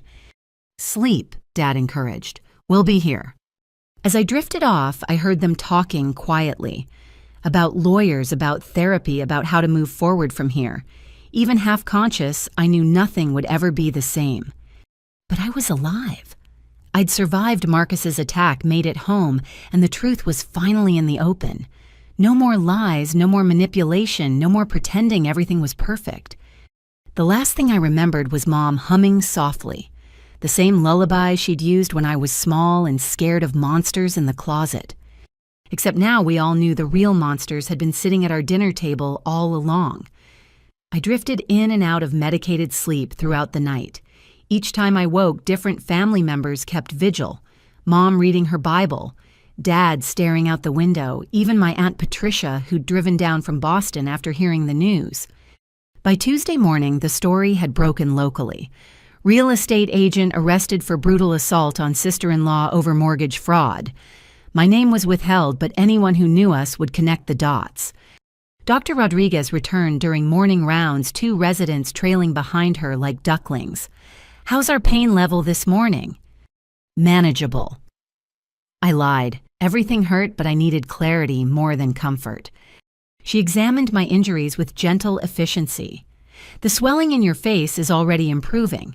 Your shoulder will need physical therapy, but it should heal completely.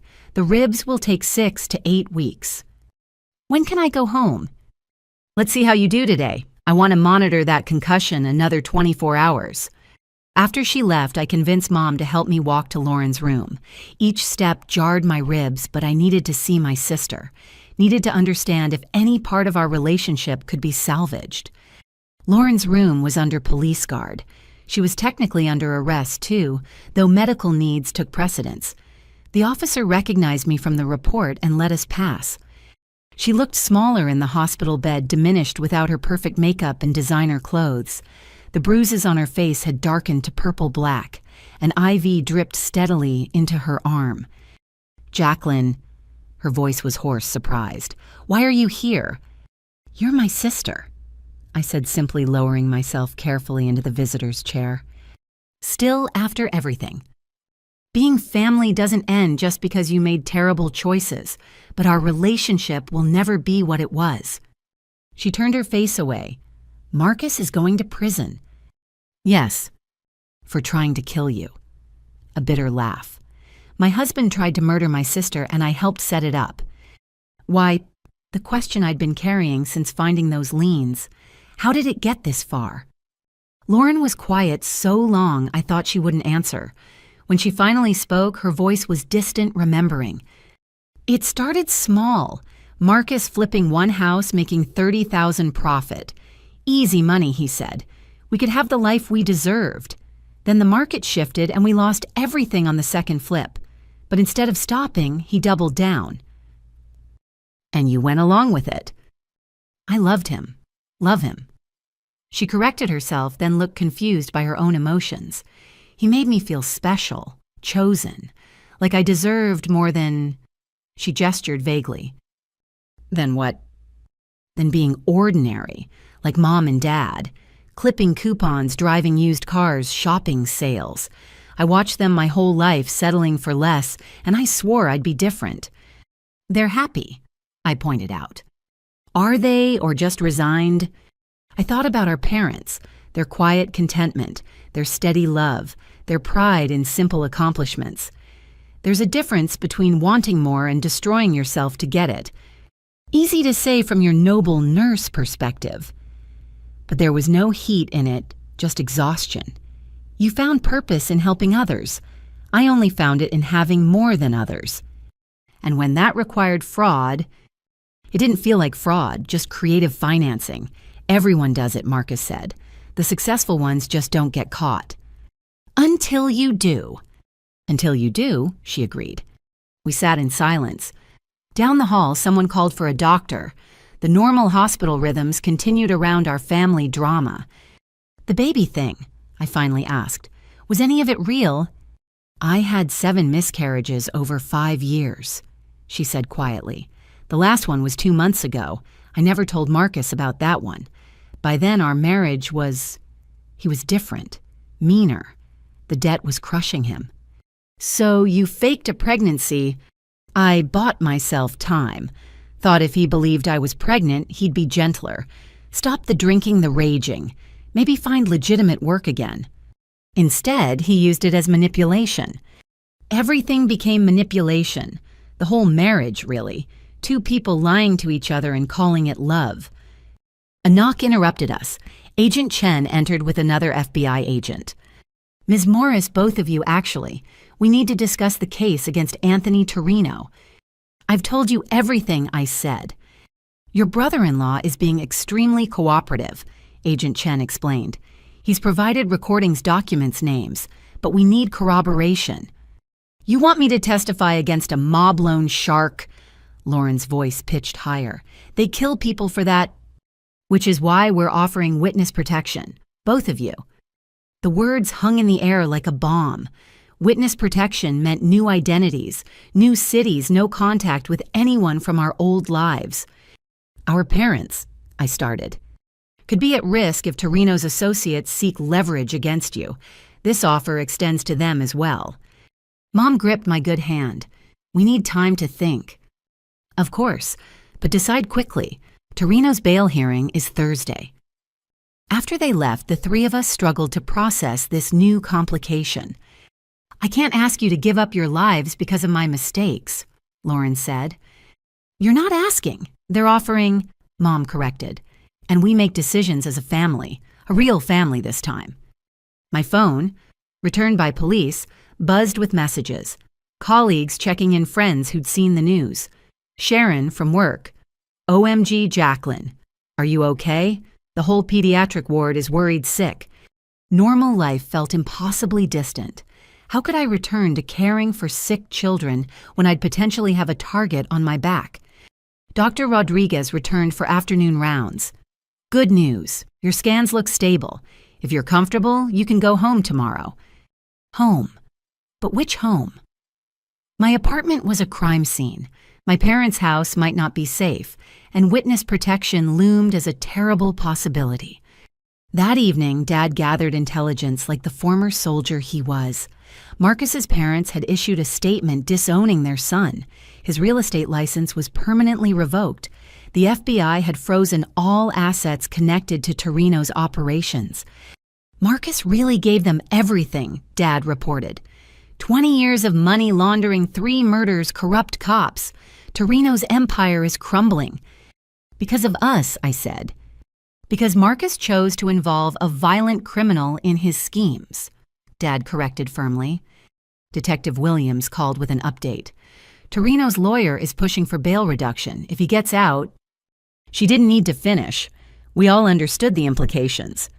That night, I barely slept despite the pain medication.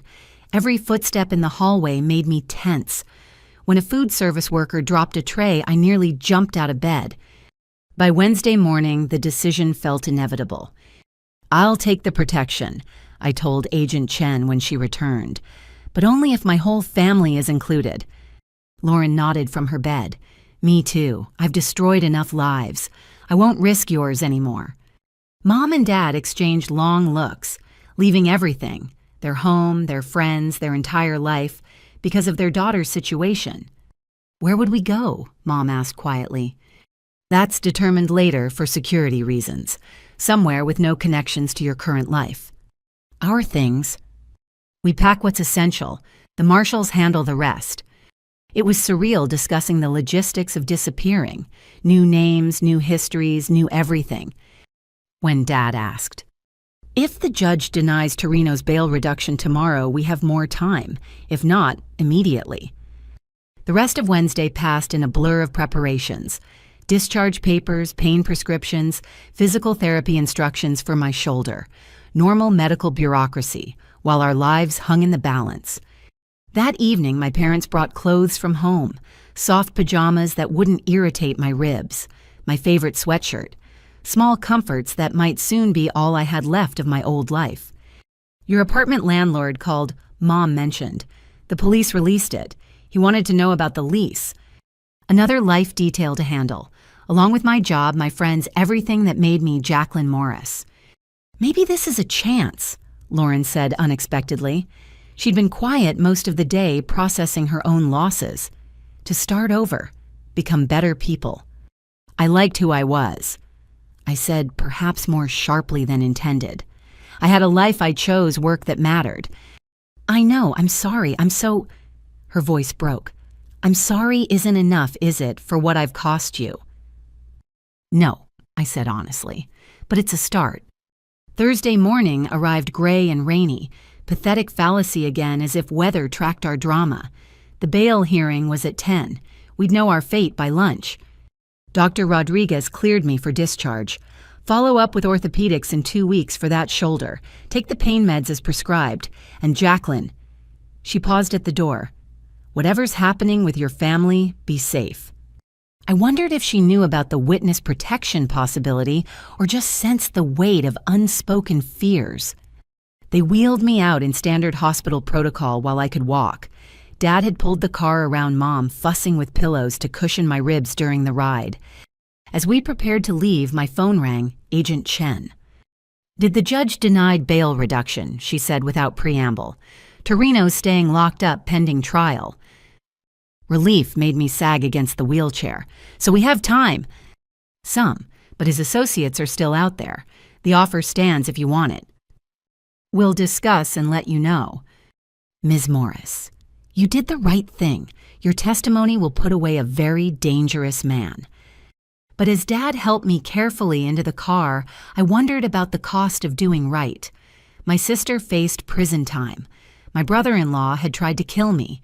My parents might lose everything they'd built over 40 years. And somewhere in Philadelphia, Anthony Tony Torino sat in a cell planning revenge against the family that brought him down. The rain intensified as we drove toward my parents' house. Not home anymore, just another temporary stop before whatever came next. You okay?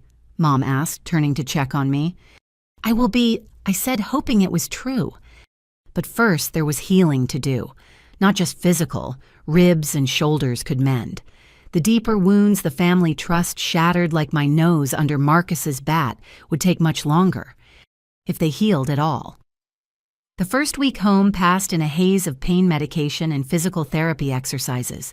My childhood bedroom became a makeshift recovery ward complete with the same glow-in-the-dark stars that had watched over me decades ago. Mom had arranged everything with medical precision. Medications lined up on the dresser, a baby monitor so she could hear if I needed help at night, extra pillows to keep my ribs elevated. Detective Sarah Williams became a regular visitor. She was in her 40s with sharp eyes and a methodical approach that reminded me of the best doctors I worked with. She'd taken personal interest in our case, she explained, because domestic violence cases involving family financial fraud were becoming disturbingly common. Your brother-in-law wasn't as smart as he thought, she told me during one interview, spreading crime scene photos across my parents' dining room table.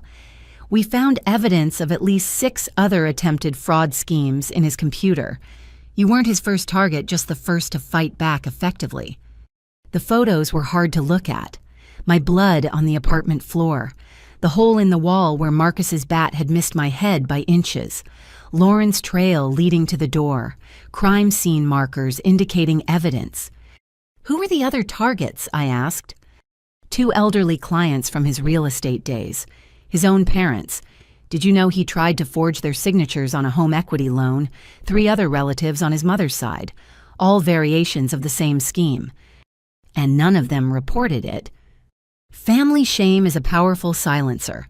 Most victims of family financial fraud never come forward. She produced another folder, this one thick with financial records. Your recording changed everything, not just for the assault charges, but for building the complete picture. Marcus kept meticulous records, probably to track his lies. We've traced over $2 million in attempted fraud over 3 years. $2 million. Dad's coffee mug hit the table harder than intended. Attempted, Detective Williams clarified. He only succeeded in stealing about $300,000, mostly from elderly clients who trusted him. But with your sister's help, he was escalating. Lauren wasn't involved in the earlier schemes. I said, not sure why I felt compelled to defend her even slightly.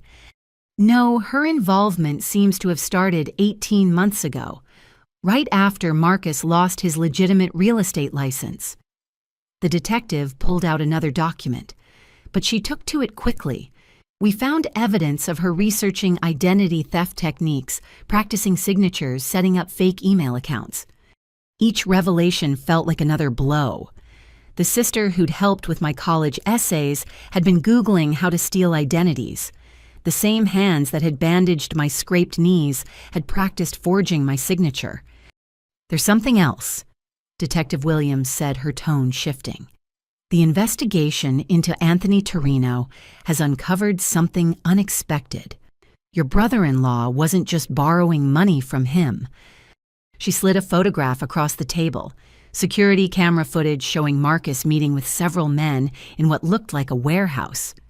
He was helping launder money through fake real estate transactions. That investment property he wanted you to co-sign for, it was going to be used to wash Torino's drug money. My stomach turned. So if I'd signed, you'd be criminally liable for money laundering.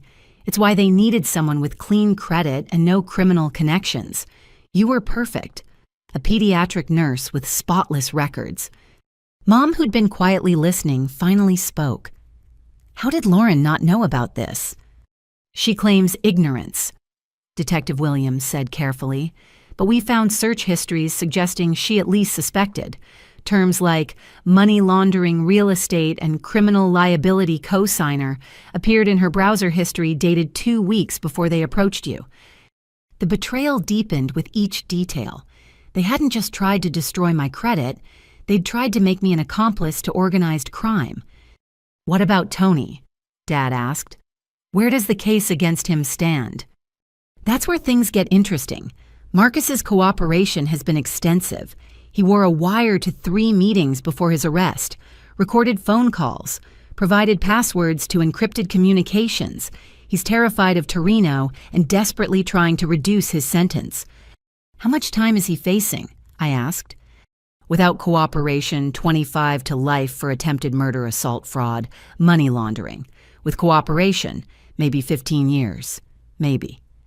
And Lauren, Detective Williams's expression softened slightly. 5 to 7 for conspiracy and fraud, less if she cooperates too. The prosecutor is considering offering her a deal. What kind of deal? Testify against Marcus and Torino, plead guilty to lesser charges. Maybe 3 years out in 18 months with good behavior. 18 months. My sister could be free while I was still dealing with the trauma of her betrayal. That afternoon, Agent Chen arrived with updates on the federal case. The FBI had arrested 16 members of Torino's organization based on Marcus's information. "Your brother-in-law's testimony is the key to everything," she explained. "He was inside the organization for over a year. He knows where bodies are buried, literally in 2 cases. Bodies, Mom went pale. Torino doesn't tolerate people who don't pay. 2 missing persons cases from 2019 and 2021. Marcus witnessed the aftermath of what happens to defaulters. And he still borrowed from him." Dad's voice was incredulous. "Desperation makes people stupid. He thought being useful to the organization would protect him. Laundering money, finding properties, recruiting other marks like Jacqueline. He was recruiting others." Agent Chen nodded grimly. 3 other family members were being groomed for similar schemes. Your refusal and the subsequent violence actually saved them. When Marcus attacked you, it blew everything wide open. My ribs ached as I shifted in the chair. Each breath still hurt, but not as much as learning the full scope of what I'd narrowly escaped. "There's another issue," Agent Chen continued. "Torino has connections inside the prison system. We've had to move Marcus twice already for his safety. If Torino reaches him—" "No testimony," Detective Williams finished. "Exactly, which brings us back to witness protection." The offer still stood. New identities, new lives, complete erasure of who we'd been. Safety in anonymity. "How long would we have to stay hidden?" Mom asked. "Until after the trial at minimum, possibly permanently depending on Torino's reach. And if we don't, we'll provide security as best we can, but—" Agent Chen shrugged. "Organized crime has a long memory." That evening, we held a family meeting. Lauren participated by phone from the hospital scheduled for discharge to police custody the next day. "I'll take the deal," she said without hesitation. "Testify, serve my time, disappear after. You shouldn't have to uproot your lives because of my choices." "We're a family," Dad said firmly. "We face this together." "Some family?" Lauren's bitter laugh crackled through the speaker. "I tried to destroy Jacqueline's life." "You made terrible choices," Mom agreed. "But you're still our daughter. We don't abandon family." "Maybe you should. Maybe if you'd held me accountable earlier." She wasn't wrong. The years of excuses, special treatment, blind eyes to red flags, they'd all led here. But assigning blame wouldn't change our current reality. "I've been thinking about witness protection," I said slowly. "Starting over somewhere new, being someone else, is that really living or just another kind of prison?" "A prison where you're alive," Agent Chen pointed out. "But not myself, not a nurse at Children's Hospital, not Jacqueline Morris, who worked 3 years to perfect the night shift NICU protocols, just some made-up person with a fake history." "Better than being dead," Lauren said quietly. "Is it, though, giving up everything I am because you and Marcus decided to play criminals?" "Harsh, maybe, but the pain medication was wearing off and with it my filters." "What are you saying?" Mom asked. "I'm saying maybe I stay and fight, testify openly, refuse to let them take anything else from me." "That's brave but foolish," Detective Williams said. "I've seen what Torino's people do to witnesses.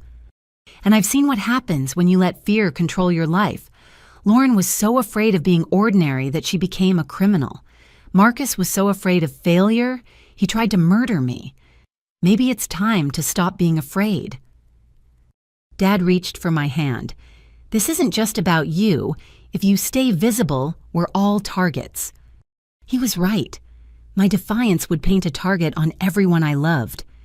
"Give us a week," I requested, "to think, to heal, to figure out our options." Both investigators agreed, though Agent Chen warned that delays could limit our protection options. That night, unable to sleep from pain and racing thoughts, I found myself at my laptop researching. Not Torino or witness protection, but something else. Other victims of family fraud, support groups, resources. What I found staggered me. thousands of stories like mine. Sisters, brothers, parents, children, all betrayed by family members who chose crime over conscience. The financial abuse was often accompanied by emotional manipulation, gaslighting violence when challenged. I wasn't alone. We weren't alone. One website caught my attention, Families Against Financial Fraud, a nonprofit supporting victims and advocating for stronger laws. Their founder, Patricia Coleman, had a story eerily similar to mine. Brother-in-law fake investment assault when she refused. Instead of hiding, she'd fought back, testified publicly, started the organization, helped pass legislation making family financial fraud a specific crime with enhanced penalties. I bookmarked the page, an idea forming. Maybe there was a third option. Not hiding, not just surviving, but transforming this nightmare into something meaningful, like I'd done with nursing, taking pain and making it purpose. The next morning brought unexpected visitors. My supervisor, Sharon, from Children's Hospital, arrived with 2 other colleagues, arms full of cards from the pediatric ward. The kids made these when they heard you were hurt. Sharon explained, helping me sort through crayon drawings and glittery get-well wishes. You told them, just that Nurse Jacqueline had an accident and would be back when she felt better. But you know how kids are. They wanted to help. One card from 7-year-old Tammy, who'd spent months in our ward with leukemia, made me tear up. Nurse Jackie, you helped me be brave when I was scared. Now I'm sending brave back to you. We miss you, Sharon said gently. The ward isn't the same. But take all the time you need. Your job will be waiting. What if I can't come back? What if things are complicated? Sharon studied my face, reading between the lines. You know what I love about pediatric nurses? We're fighters. We don't give up on our kids, and we don't give up on ourselves. Whatever's happening, you'll find a way through. After they left, I sat surrounded by children's artwork, feeling something shift inside me.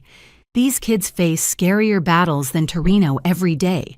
They fought cancer, genetic disorders, conditions that would terrify adults, and they did it with crayon-bright courage. Could I do less? Detective Williams called that afternoon with a development. Torino's lawyer filed an appeal on the bail decision. Hearing is Monday. What are the chances? 50-50. He has high-powered lawyers arguing that Marcus's testimony is unreliable, that Torino's a businessman being framed by a desperate criminal. But the evidence is strong but not airtight without testimony, which is why your decision matters so much. 5 days to decide. Stay and fight or disappear forever. I looked at Tammy's card again, sending brave back to you. Maybe brave wasn't about not being afraid. Maybe it was about choosing what mattered more than fear. My family's safety mattered, but so did standing up to men like Torino who thought violence could silence truth. So did showing Lauren that there was another way to be strong. So did those kids in the ward who needed their Nurse Jackie back. Detective, I said, surprising myself with the steadiness in my voice. What would it take to make the case airtight to guarantee Torino stays locked up? Your testimony. Lauren's testimony, Marcus alive to testify, and probably video evidence of Torino himself ordering violence. Does Marcus have that? He says yes, hidden recordings he made for insurance, but he'll only produce them if we guarantee his safety. A plan began forming. Dangerous, maybe impossible, but better than running. What if we could get all of that, every piece? Would you be able to protect us here instead of making us disappear? Detective Williams was quiet for a long moment. Are you suggesting what I think you're suggesting? I'm suggesting we stop playing defense. Time to fight back. That's either very brave or very stupid. My sister says I've always been both. Your sister's right, but let me talk to the FBI. If we're doing this, we do it right. After she hung up, I sat in the quiet of my childhood room, surrounded by get-well cards and memories. The glow-in-the-dark stars still clung to the ceiling, faded but persistent. Like hope.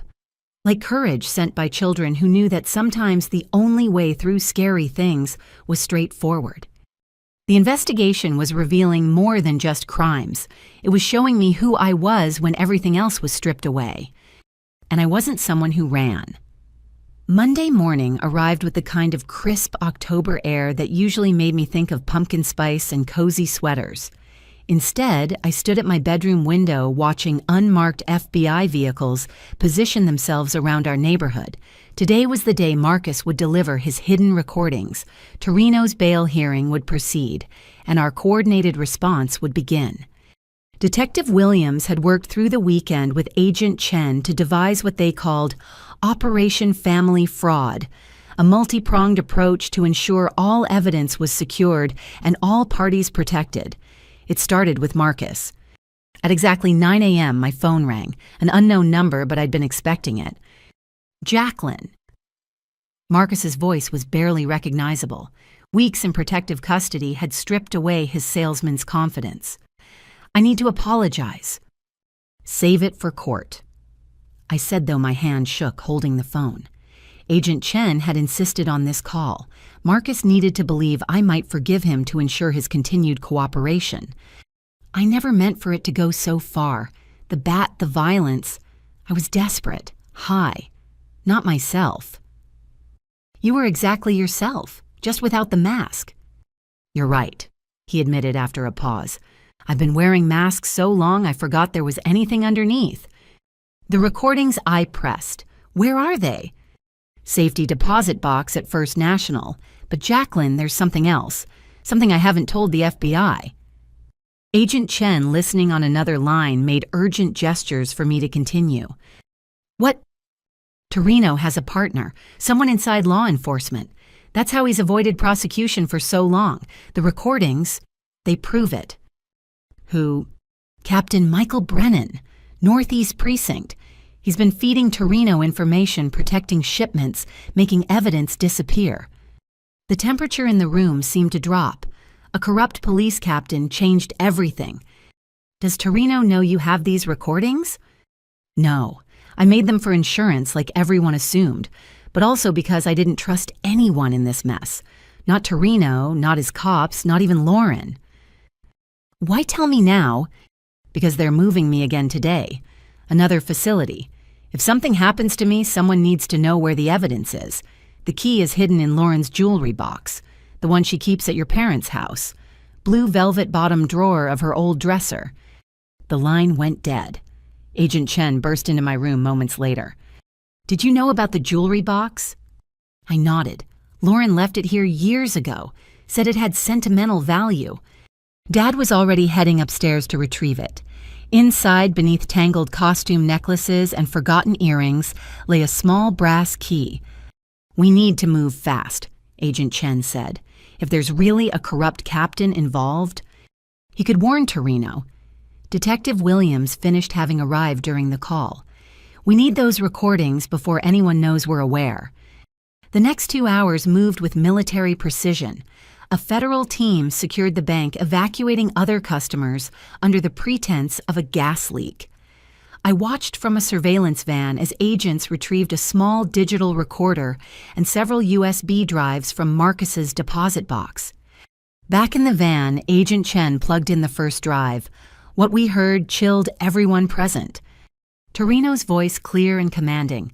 Brennan says the hit on the Morrison warehouse is clear for Thursday. No patrols between 2 and 4 a.m. Captain Brennan responding, my guys will be conveniently across town, but this is the last time, Tony. The heat's getting too much. You'll do what you're paid for, Torino snarled. Unless you want those photos of you and the councilman's wife going public. More recordings followed. Bribes discussed casually. Evidence tampering planned like grocery lists. 3 murders orchestrated with police protection ensuring the killers escaped. This is it, Agent Chen breathed. This breaks the entire organization wide open. But it also meant we were in more danger than ever. A corrupt captain could access witness information, safe house locations, transport schedules. Where's Marcus now? I asked. Agent Chen checked her phone. In transit to... Oh no. What? Captain Brennan's precinct is handling the transfer. The room exploded into motion. Calls were made, units dispatched. But we all knew the truth. If Brennan was dirty, Marcus was probably already dead. 40 minutes later, confirmation came. The transport van had been found abandoned on a rural road.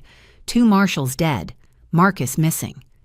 No body, though, Detective Williams noted. They took him alive.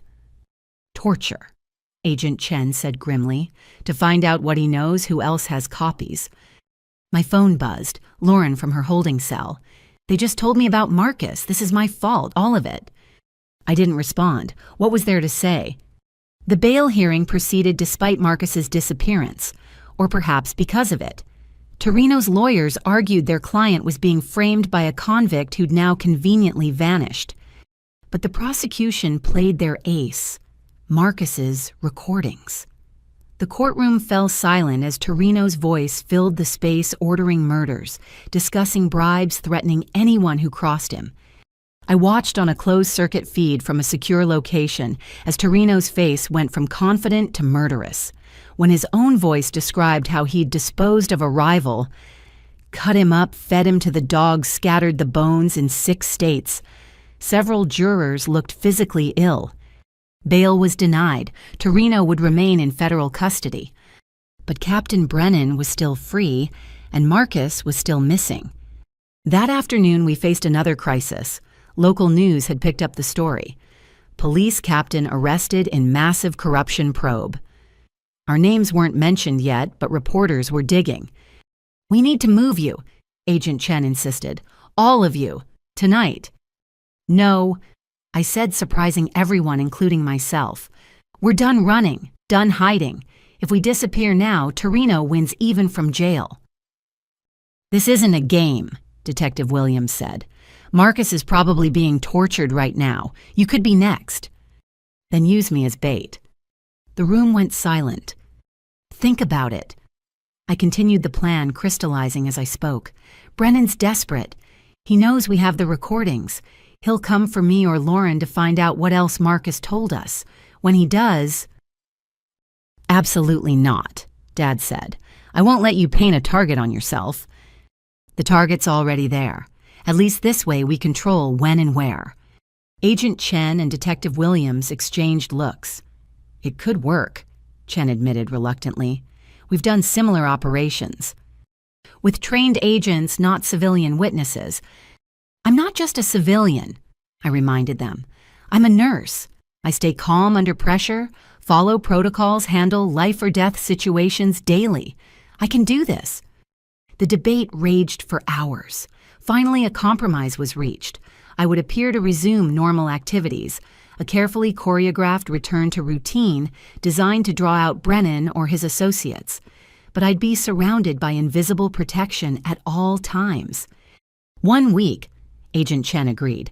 "If nothing happens in 1 week, you go into protection." That evening, as technicians installed hidden cameras and panic buttons throughout my parents' house, my phone rang. Another unknown number. "Hello, Jacqueline." The voice was smooth-cultured, not Marcus. "My name is Anthony Torino.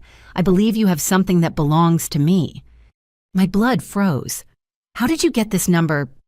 "Captain Brennan is quite resourceful. Now, about those recordings—" "I don't know what you're talking about." "Let me refresh your memory. Your brother-in-law is currently enjoying my hospitality. He's been quite chatty, mentioned you specifically." A muffled scream in the background made my stomach lurch. "That's him saying hello," Torino continued conversationally. "Now here's what's going to happen. You're going to deliver all copies of those recordings to a location I'll specify. You'll come alone. Do this, and Marcus lives. Refuse—" Another scream, longer this time. "I need proof he's alive," I managed. "Marcus, say something to your sister-in-law." "Jacqueline." Marcus's voice was weak, pained. "The blue house on Maple Street. You remember. Tell Lauren I'm sorry about the baby. The real one." The line went dead. Agent Chen had been tracing the call. Burner phone, but we got a general location. Industrial District North Side. "The blue house on Maple Street," I repeated. "That's where Lauren and I lived in college. He's trying to tell me something." The baby comment: "Lauren had a miscarriage our junior year. She never told anyone but Marcus and me. He's confirming it's really him." "So he's alive," Detective Williams said. "But for how long?" "We had a decision to make. Hand over evidence that would free a monster or let my brother-in-law die. The same man who'd tried to kill me with a baseball bat." "We make copies," I said. "Give them something that looks real but edited. Buy time while you track them down. They'll kill him when they realize it's fake. They'll kill him anyway once they have what they want. At least this gives us a chance." Mom, who'd been silent through everything, finally spoke. "Do we save the man who tried to murder my daughter? We save him because we're better than them," Dad said quietly, "because that's what separates us from people like Torino." The FBI tech team worked through the night creating convincing fakes, recordings with key sections removed or altered, just enough truth to seem real, not enough to be useful. By dawn Tuesday, everything was in place. The arrest of Captain Brennan had made headlines. Torino remained in federal custody but clearly still commanded his organization from inside.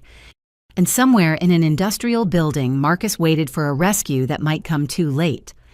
I stared at the sunrise from my childhood window ribs, aching with each breath. In a few hours, I'd meet with kidnappers and killers, armed only with fake evidence and hidden FBI backup. Tammy's Get Well card sat on my dresser, "Sending Brave back to you." I was going to need every ounce of it. The abandoned textile factory loomed against the gray Tuesday sky like a tombstone.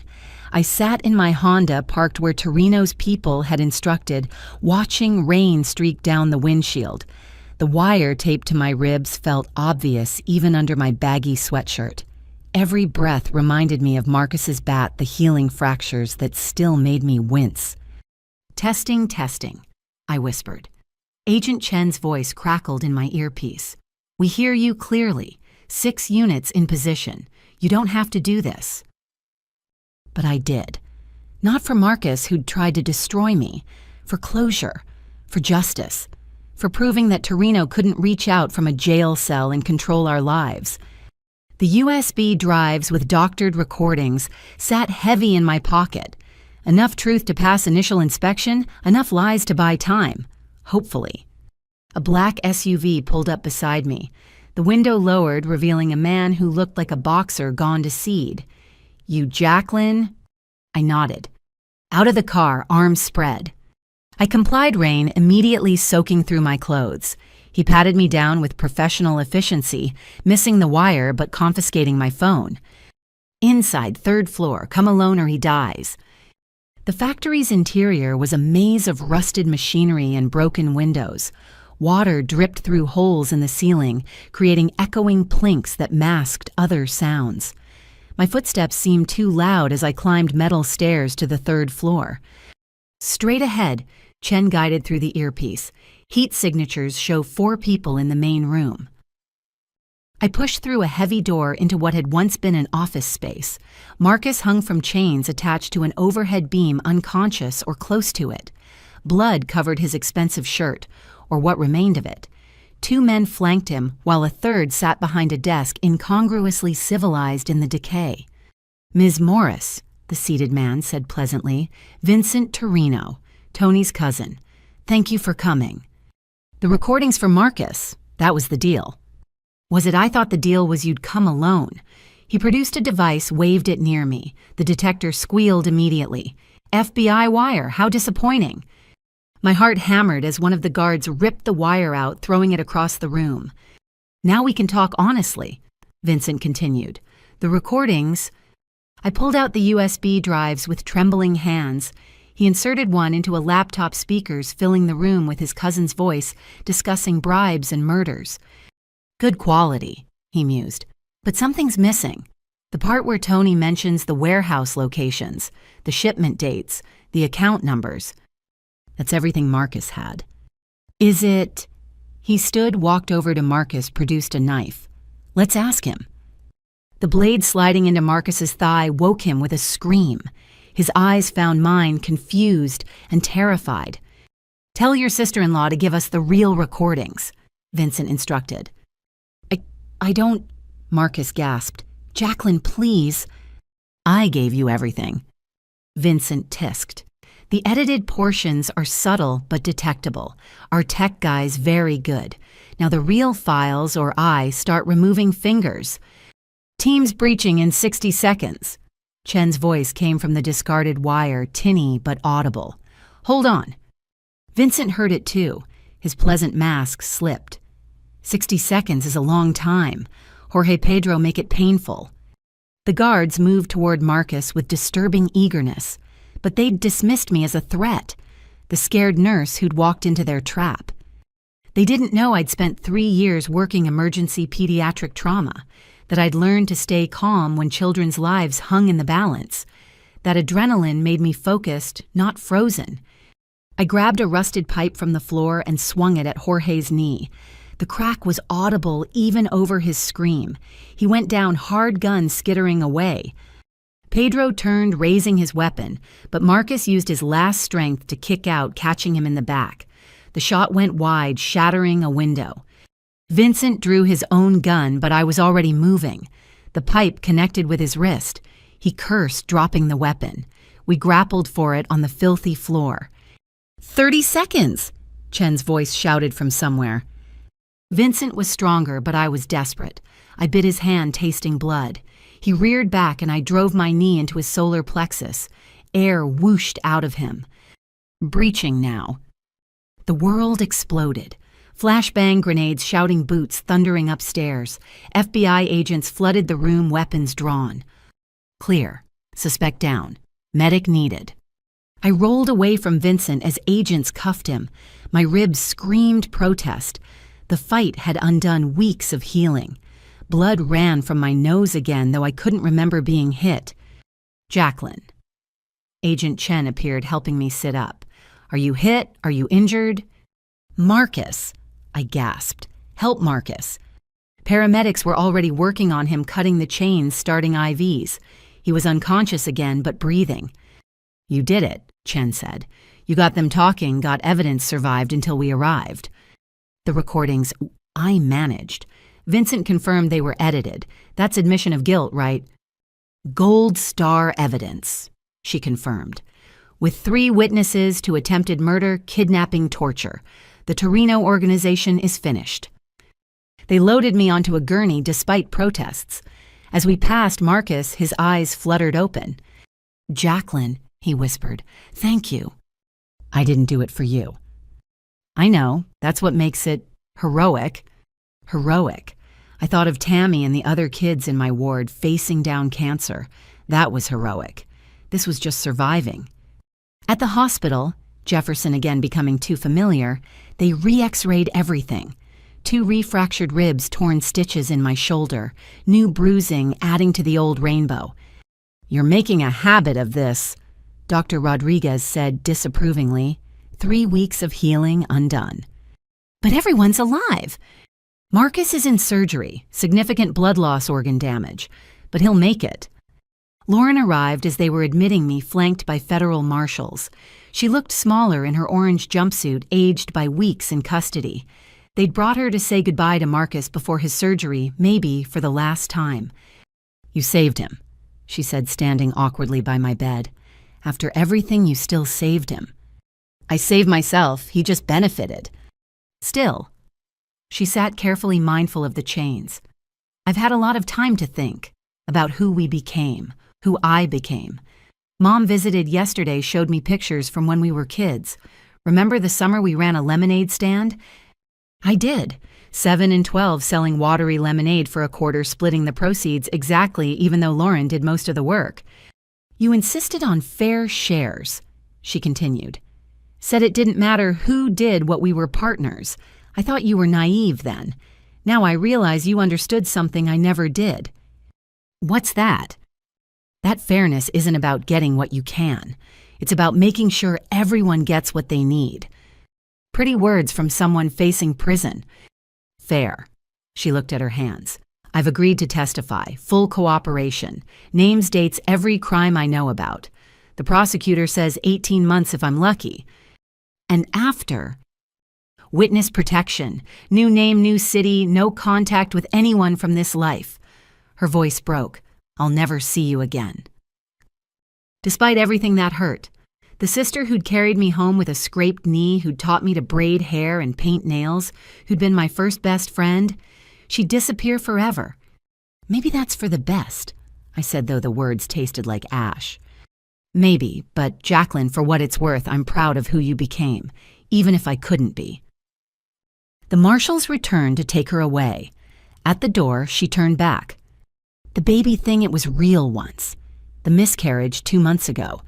I know it doesn't matter now, but I wanted you to know something true. Then she was gone, my sister soon to be erased from existence. The rest unfolded quickly. Vincent Torino was charged with kidnapping attempted murder conspiracy. Without Captain Brennan's protection and with Marcus's evidence intact, the organization crumbled. Marcus survived surgery but faced decades in prison. His parents finally showed up hiring lawyers making excuses, but there was no escaping the recordings, the evidence, the trail of victims. 2 weeks later, I stood in federal court to testify. Torino himself sat at the defense table, no longer the untouchable crime boss, but a caged predator. His eyes promised retribution, but I didn't look away. I told the truth, all of it. The loans, the threats, the violence. Marcus's recordings played for the jury, Torino ordering murders in his own voice, Captain Brennan detailing police corruption, Vincent describing torture techniques. "Were you afraid?" the prosecutor asked. "Terrified," I admitted, but fear doesn't justify letting dangerous men walk free. The defense tried to paint me as vindictive, seeking revenge on Marcus through Torino, but the evidence was overwhelming, guilty on all counts, life without parole. As they led him away, Torino looked at me one last time. "This isn't over," he mouthed. But it was. His organization was destroyed. His corrupt cops imprisoned. His reign of terror ended. By one nurse who'd said no to a mortgage. That evening, we held a strange celebration at my parents' house. Justice served, but family destroyed. Mom made a toast with apple cider, to doing the right thing even when it costs everything. To starting over, Dad added. To the truth, I finished. We clinked glasses in the kitchen where weeks ago I'd shown them evidence of Lauren's betrayal. So much had changed, so much lost, but we'd survived. My phone buzzed with a text from Sharon at work. "Saw the news. Incredible testimony. The kids made you something. Can I bring it by?" 20 minutes later, she arrived with a poster board covered in handprints. Each small hand had written a message. "Nurse Jackie is brave. You're our hero. Get better soon. We miss you." In the center, Tammy had drawn a picture of a nurse with a cape standing on top of a mountain labeled "Bad Guys." "She insisted on the cape," Sharon explained. "Said all heroes have them, even if we can't see them." I traced the tiny handprints, each representing a child who'd faced their own mountains, who'd taught me more about courage than any FBI training could. "When can you come back?" Sharon asked gently. "The ward needs you." "Soon," I promised. "Just a few more weeks to heal." "Take your time, but know you're missed. What you did, testifying like that, standing up to those men. The whole hospital's talking about it. You've inspired people." After she left, I sat with the poster surrounded by evidence of the life I'd fought to keep. Not witness protection, not running, not hiding. Just Jacqueline Morris, pediatric nurse, who'd said no to a bully and lived to tell about it. The price had been high. A sister lost to prison and erasure, a family forever changed injuries that would ache for years. But I was still here, still myself. That had to count for something. 6 months later, I stood in the NICU at Children's Hospital checking on a premature infant who'd been born at 26 weeks. Little fighter, just like all of them. The morning sun streamed through windows I'd insisted on keeping uncovered despite security recommendations. I refused to work in fear. "Looking good, little man," I whispered, adjusting his oxygen levels. My shoulder twinged. It always would now, Dr. Rodriguez had warned. A permanent reminder of Marcus's baseball bat. Jacqueline. My colleague, Emma, appeared in the doorway. "There's someone here to see you. Says it's important." I found Patricia Coleman waiting in the family lounge. The founder of Families Against Financial Fraud looked exactly like her website photo. Mid-50s professional blazer eyes that had seen too much, but remained kind. "Ms. Morris, thank you for meeting with me. I've been following your case." "The trial's over," I said carefully. "I'm trying to move forward." "Which is why I'm here. You testified publicly despite enormous pressure to enter witness protection. Do you know how rare that is?" "Stupid, some would say." "Courageous, I'd argue. Since your testimony aired, we've had over 300 families contact us. People who saw you stand up to the Torinos and thought maybe they could stand up to their own abusers." She pulled out a folder thick with printed emails. "These are just from the last month. Victims finding strength in your story. But they need more than inspiration. They need practical help, legal resources, a voice in legislation." "What are you asking?" "Join us. Not full-time. I know your nursing is a calling, but as a spokesperson, advocate board member, your voice carries weight now." I thought of Lauren somewhere in witness protection with a new name and manufactured history, of Marcus serving year 1 of his 20-year sentence, of all the families being torn apart by similar betrayals. "I'll think about it," I promised. That afternoon brought another surprise. Mom called excitement barely contained. "You need to come home. Now. Trust me." I found my parents' house transformed. The front lawn where I'd collapsed 6 months ago now hosted a party. Neighbors, colleagues from the hospital, even Detective Williams and Agent Chen mingled over barbecue. "What is this?" "Your comeback party," Dad announced, flipping burgers with military precision. 6 months since the attack. Time to celebrate survival." "I don't need—" "Yes, you do," Mom interrupted. "We all do. We've spent enough time in courtrooms and hospitals. Today we remember what we're fighting for." She was right. I'd become so focused on healing and testimony that I'd forgotten to actually live. But here was life. Messy, noisy, beautiful. Sharon had brought half the pediatric ward. My physical therapist chatted with the FBI agents who'd saved my life. Tammy, finally in remission, played tag with other children, her baldness covered by a sparkly hat. Nurse Jackie. She ran over, wrapping thin arms around my waist. "I'm all better, just like you." "Better than better," I agreed, hugging her carefully. As sunset approached, Detective Williams pulled me aside. "Thought you should know. Anthony Torino died this morning. Heart attack in federal prison. Natural causes before you ask." I felt nothing. Maybe relief. Maybe just empty. The man who'd orchestrated so much violence was gone, but it didn't undo anything. "Also," she continued, "Marcus wants to see you. He's requested a visit multiple times." "No." "He says he has information about other victims who need help." "Then he can tell you."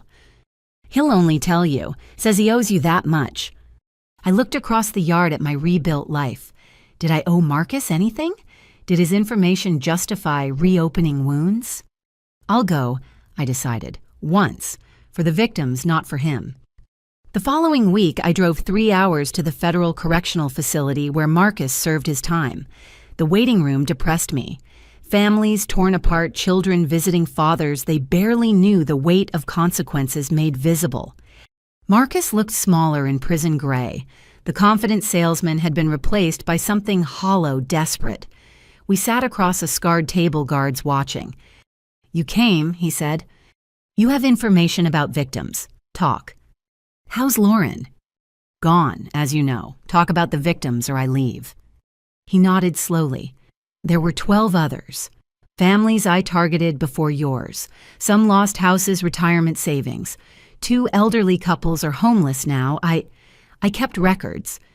He slid a paper across the table. Names, addresses, amounts stolen. His trophies become confessions. "Why tell me?" "Because I dream about them. Every night. Their faces when they realized I'd stolen everything." His hands shook. "I tell myself I'm not that person anymore, but I was. I did those things. Maybe helping them helps me sleep." "This isn't about your redemption." "No, but it's something. Will you make sure they get help? The fraud recovery fund insurance claims whatever's available. I pocketed the list. Yes. Thank you. And Jacqueline, I know sorry means nothing, but you're right. It means nothing. But giving me this list, that means something. Not forgiveness, not absolution, but something. I left him there, drove home through spring countryside, coming alive after winter. The list burned in my pocket. 12 families who needed what Patricia Coleman offered. That night, I called her. I'm in, part-time but committed. Welcome aboard. When can you start? I already have. The next months blurred together. Days in the NICU, evenings working with fraud victims. I testified before the state legislature about strengthening financial abuse laws, helped families navigate recovery resources, shared my story when it could help others find their voice. 1 year after the attack, I received an unexpected letter. No return address, postmarked from Oregon. Jay, I know I'm not supposed to contact anyone, but I needed you to know. I'm okay. Different name, different life, but okay. I work at a small clinic filing papers and answering phones. Nothing glamorous, but honest. I volunteer at a women's shelter on weekends, helping women who've lost everything to bad relationships. Maybe it's penance, maybe just trying to balance the scales. I think about you every day, about the sister I could have been if I'd made different choices. I'm proud of what you've become. I saw the news about the legislation you helped pass. Mom sent photos through our handler. You look good, happy. The scar on your lip makes you look like a warrior, which I guess you are. I won't write again, too dangerous. But know that somewhere in Oregon, your sister is trying to earn the second chance she never deserved. Be safe, be happy, be everything I couldn't. All my love, La. I read it 3 times before putting it in my jewelry box. The same one where Marcus had hidden the key that started everything. Lauren was alive, working, helping others. It didn't erase what she'd done, but maybe redemption was possible. Maybe. That evening, I attended another Families Against Financial Fraud meeting. 30 people crowded into the community center, sharing stories of betrayal and survival. I recognized myself in their faces, the shock, the grief, the slow journey toward reclaiming their lives. The hardest part, one woman shared, is that I still love my son. Even after he stole my retirement, I love him. Love doesn't mean accepting abuse, I said. It means wanting them to be better while protecting yourself from who they are now. After the meeting, a young man approached. My brother's trying to force me to co-sign a business loan. After hearing your story, I'm saying no. Thank you for showing me it's okay to protect myself.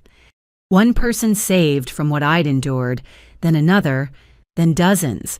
Each testimony, each legislative hearing, each family helped.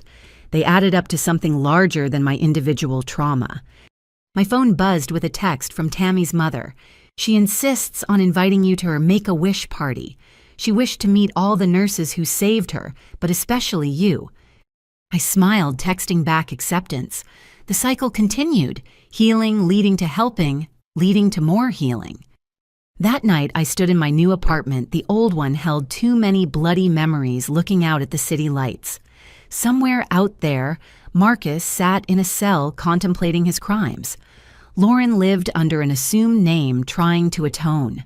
Mom and Dad had found their way back to peace, their home, no longer haunted by what had happened on their doorstep. And me, I was Jacqueline Morris, pediatric nurse and advocate, survivor and thriver. The scar on my lip had faded to a thin white line, but the strength I'd found facing down the Torinos had only grown. My ribs still ached during weather changes. My shoulder would never have full range of motion, but I was here myself, living the life I'd fought to keep. Tomorrow I'd work with tiny fighters in the NICU. Evening would bring another fraud victim seeking help. The weekend promised Tammy's party and legislative strategy sessions. A full life, a meaningful life, a life that almost wasn't saved by saying no. The stars outside weren't visible through city lights, nothing like the glow-in-the-dark ones from childhood, but I knew they were there constant despite invisible. Like courage, like hope, like the strength found in the worst moments that carries you through to better ones. My phone rang. Patricia with news of another family needing help. "I'll be right there," I promised. Because that's what you do when you've been pulled from the wreckage. You turn around and extend a hand to the next person struggling to climb out. You rebuild one life at a time. 2 years after the attack, I stood at a podium in the Pennsylvania state capitol. The room was packed. Legislators, advocates, survivors, and media. My hands were steady now, no tremor betraying the journey that had brought me here. Financial fraud by family members destroys more than bank accounts. I read from prepared remarks I'd written and rewritten dozens of times. It shatters trust, devastates relationships, and leaves victims questioning their own judgment. Today, with the passage of the Family Financial Fraud Prevention Act, Pennsylvania leads the nation in protecting vulnerable citizens from predatory relatives. The applause was thunderous. Senate Bill 847 had passed, mandatory reporting for financial institutions when family members attempt suspicious transactions, enhanced penalties for family financial abuse, and funding for victim support services. My story, along with hundreds of others, had made this moment possible. Patricia Coleman hugged me as I left the podium. "You did it. You actually did it." "We did it," I corrected. 300 testimonies, 18 months of lobbying, countless sleepless nights. But you were the face of it, the nurse who stood up to the mob to protect her future. That resonates. After the signing ceremony, reporters crowded around. I'd learned to handle media attention, another skill I'd never wanted but now possessed. "Ms. Morris, what would you say to someone currently being pressured by family to co-sign loans? Trust your instincts. If something feels wrong, it probably is. Love doesn't require financial destruction. Real family protects your future, not exploits it." "Any word from your sister?" "No comment on that." Lauren remained in witness protection, her single letter the only contact. I respected the boundary even as I wondered who she'd become. Marcus Wheeler has requested early release based on his cooperation. Any thoughts? The justice system will decide. I'm focused on helping current victims, not revisiting past verdicts. That evening, my phone rang with an unexpected caller. Agent Chen, now Deputy Director Chen. "Jacqueline, congratulations on the legislation. Watch the signing on C-SPAN." "Thanks. How's the Bureau?" "Good. Listen, I'm calling with news. Marcus was attacked in prison yesterday. He's alive, but in critical condition." My stomach clenched. "Torino's people—" "We think so. Even with Anthony dead, the organization has remnants.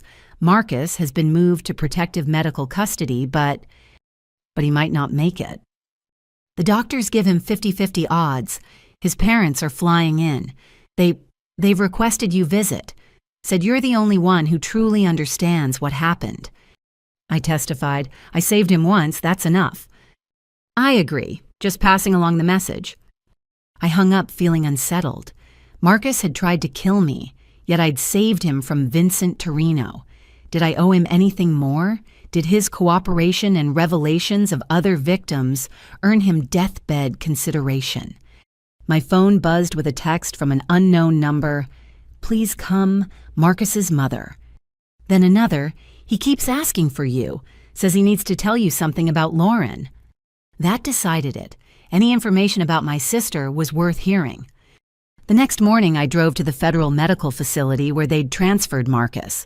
His parents waited in the lobby, older, grayer, diminished by their son's crimes. "Thank you for coming," his mother whispered. "We know we have no right to ask." 15 minutes, I said. That's all. Marcus looked like death warmed over. Tubes monitors the whole medical orchestra, keeping him alive. His eyes tracked to me alert despite the morphine. "Jacqueline." His voice was barely a whisper. "Thank you. Your parents said you have information about Lauren." "First, need to tell you, the other families. Did they get help?" "All 12. Restitution from frozen assets, social services support fraud recovery assistance. They're rebuilding." "Good." He closed his eyes briefly. "Lauren, she wrote to me. Month ago. Guards slipped it through." "That's illegal. She's risking her protection." "She's pregnant." The words hit like physical blows. Really pregnant this time, due in 3 months. Father's a doctor at her clinic, doesn't know about her past. I sank into the visitor's chair. Lauren pregnant again, starting fresh with someone who didn't know she was a convicted felon in hiding. She wanted me to tell you if anything happened, said you deserve to know you'll be an aunt. I'll never meet this child. No, but it'll exist. Part of your bloodline growing up safe somewhere far away. She said she hopes to raise it with the values she forgot, the ones you never lost. A machine beeped urgently. Medical staff rushed in. Marcus gripped my hand with surprising strength. Tell her I'm sorry. Tell her the baby's better off never knowing what we were. They pushed me out as alarms sounded. In the hallway, his parents clung to each other. I couldn't offer comfort. Their son had made his choices. But I could offer truth. He helped other victims. In the end, he tried to balance the scales. Is that enough? His father asked desperately. Does that matter? It matters to the 12 families who got their lives back. Whether it's enough, that's not for me to judge. I left them there and drove home through spring rain. Lauren pregnant. Building a new life on foundations of lies. Her partner didn't even know her real name. History repeating or redemption beginning. That evening, I attended Tammy's 8th birthday party. She was thriving. Cancer in full remission, starting 2nd grade, obsessed with becoming a doctor. The Make-A-Wish party last year had solidified her career goals. Nurse Jackie. She dragged me to see her presence. Look, I got a real stethoscope, now I can practice being like you. You'll be better than me. I promised, letting her check my heartbeat. Nobody's better than you. You fight bad guys and save babies. Her innocent hero worship should have felt sweet. Instead, I thought of Marcus dying in federal custody of Lauren, pregnant with a child who'd never know its real heritage, of the 12 families slowly rebuilding what my brother-in-law had stolen. Heroes and villains weren't as clear-cut as Tammy's worldview suggested. We were all just people making choices, living with consequences, trying to balance our personal ledgers. My phone rang. Patricia with news that 3 more states were considering legislation modeled on ours. The ripple effects continued spreading. A week later, word came that Marcus had died. Complications from the attack organs shutting down despite medical intervention. His parents held a small service I didn't attend. The news barely made headlines. Just another prisoner dying in custody. But I knew the truth was more complex. A man who'd tried to murder me had died providing information that helped dozens of victims.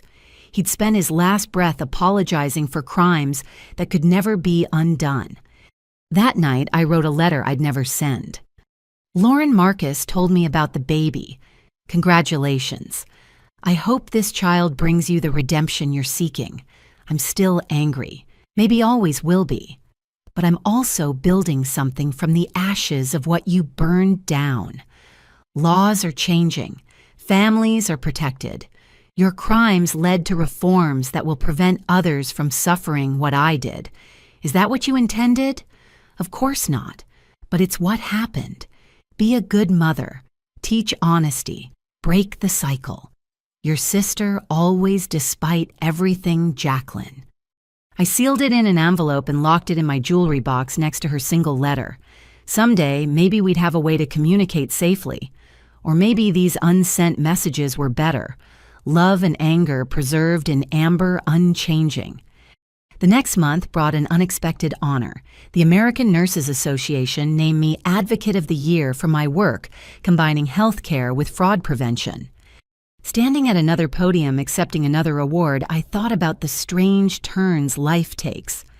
3 years ago, I was just a night shift NICU nurse with a succulent problem. Now I was a National Advocate Survivors Champion, reluctant public figure. Nursing teaches us that healing is holistic, I told the audience.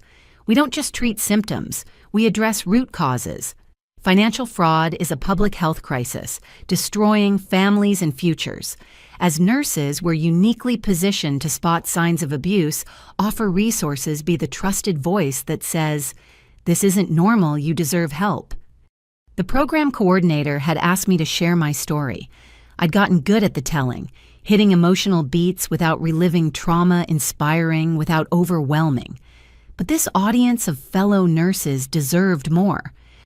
"I want to tell you about a patient," I continued. 7 years old, leukemia, multiple rounds of chemo. She made me get well cards when I was injured, sent me brave in crayon and glitter. That child facing death with dignity reminded me that courage isn't the absence of fear. It's acting despite terror. She's cancer-free, now wants to be a doctor, still calls me her hero not knowing she was mine first. We all have that patient, the one who teaches us more than we teach them. Mine taught me that brave can be borrowed, passed between people who need it. So when you see colleagues, patients, anyone facing financial abuse, lend them your brave. Stand witness, speak truth, be the advocate they can't be for themselves yet. The standing ovation felt different this time, not for surviving violence, but for transforming it into purpose. Later at the reception, a young nurse approached nervously. "Ms. Morris, I'm Sarah. I think my brother is trying to steal my identity. Your speech. Can you help?" "Tell me everything," I said, guiding her to a quiet corner. And so it continued. Each story shared, each victim helped, each law passed. They built something larger than individual trauma, a network of survivors becoming advocates, becoming prevention specialists. My phone buzzed with a message from Mom. "Saw your speech online. Dad and I are so proud. You've become exactly who you were meant to be." But had I? Without Marcus's violence, would I have discovered this advocate's voice?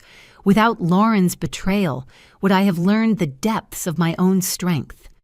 We don't get to choose our catalysts, only our responses.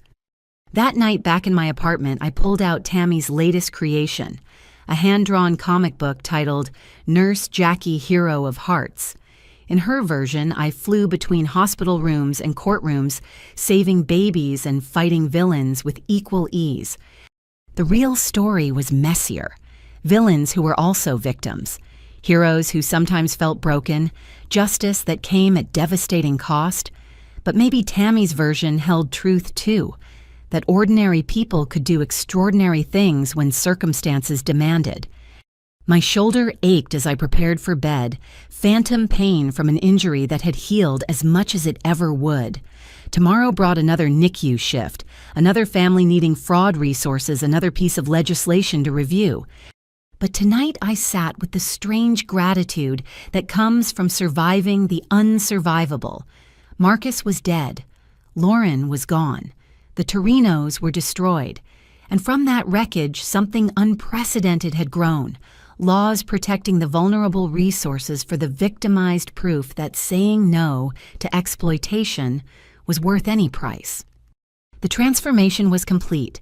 Jacqueline Morris, NICU nurse, had become Jacqueline Morris, national advocate, not by choice but by necessity, not through desire but through surviving what should have destroyed her. The glow-in-the-dark stars in my childhood room had been replaced by real ones visible from my apartment balcony. I stood watching them, thinking of Lauren somewhere under the same sky, teaching her child to be better than we were. Change was possible. Redemption, maybe. But first came survival, then purpose, then the slow work of building better from the broken. Tomorrow I'd continue that work. Tonight I simply stood witness to how far we'd all come from that bloody Sunday when saying no had nearly cost everything, but ultimately gave me more than compliance ever could. The stars didn't judge or absolve. They simply shone constant despite darkness, like hope. Like the courage borrowed from a 7-year-old, like the future built one saved family at a time. 5 years after Marcus Wheeler tried to kill me with a baseball bat, I stood in my wedding dress studying my reflection in the childhood bedroom mirror. The scar on my lip had faded to a thin white line, barely visible under carefully applied lipstick. My shoulder, despite years of physical therapy, still protested when I raised my arm to adjust my veil. Some wounds leave permanent marks, but they don't have to define you. "You look beautiful," Mom said from the doorway, tears already threatening her mascara. "Your father's going to lose it when he sees you." Through the window, I could see guests gathering in the backyard where this nightmare had begun. The same lawn where I'd collapsed bloody and broken now hosted white chairs and an archway draped with roses. We'd deliberately chosen this location, reclaiming the space, transforming trauma into triumph. Any word from... I didn't finish the question. We both knew who I meant. Mom shook her head. The letter you sent through the FBI was delivered, but you know she can't respond. Can't risk exposure. Lauren. Somewhere in America with a different name, raising a 4-year-old who would never know their aunt. I'd send a single message through official channels when I got engaged. Getting married. Wish you could be here. Despite everything, you're still my sister. No response came, but I hadn't expected one. Witness protection was for life when you'd testified against the mob. A knock interrupted my melancholy. 5 minutes, Jackie, Sharon called through the door. My maid of honor, fellow nurse, and the friend who'd stood by me through everything. I touched the pearl necklace at my throat, a gift from the 12 families Marcus had defrauded. They'd pooled resources to buy it when they heard about my engagement. From all of us, you helped rebuild, the card had read, each pearl representing a life reclaimed. Downstairs, Dad waited in his best suit, fighting tears. My warrior daughter, he said simply, taking my arm. Ready. Always. The back door opened to reveal transformed space. Where crime scene tape once fluttered, ribbons now danced in the breeze. Where my blood had stained concrete flower petals created an aisle. Where police cars had gathered friends and colleagues filled chairs. But it was the man at the altar who held my attention. James Chen. No relation to the FBI agent who'd saved my life. A fellow nurse I'd met at a conference on trauma-informed care. He'd known my story before our first date, had seen me testify on C-SPAN, had read about the trial, and he'd asked me to dinner anyway. You're not defined by what happened to you, he'd said on our third date. You're defined by what you did with it.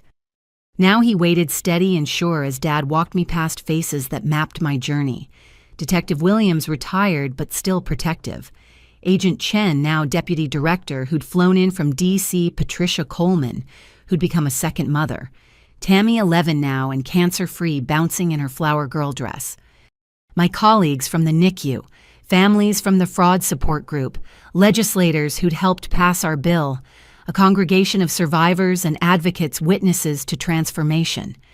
As Dad placed my hand in James's, a movement in the back caught my eye.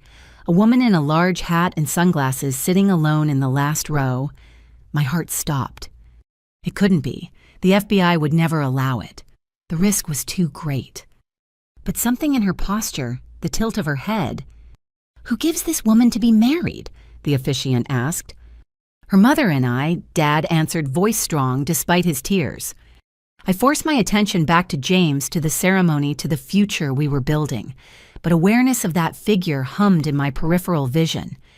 Jacqueline and James have written their own vows, the officiant announced.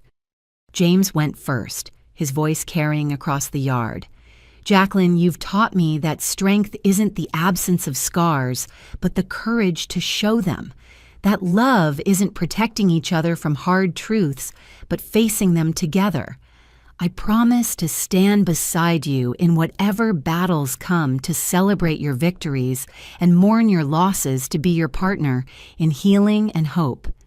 My turn. I'd practiced these words dozens of times, but emotion made them fresh.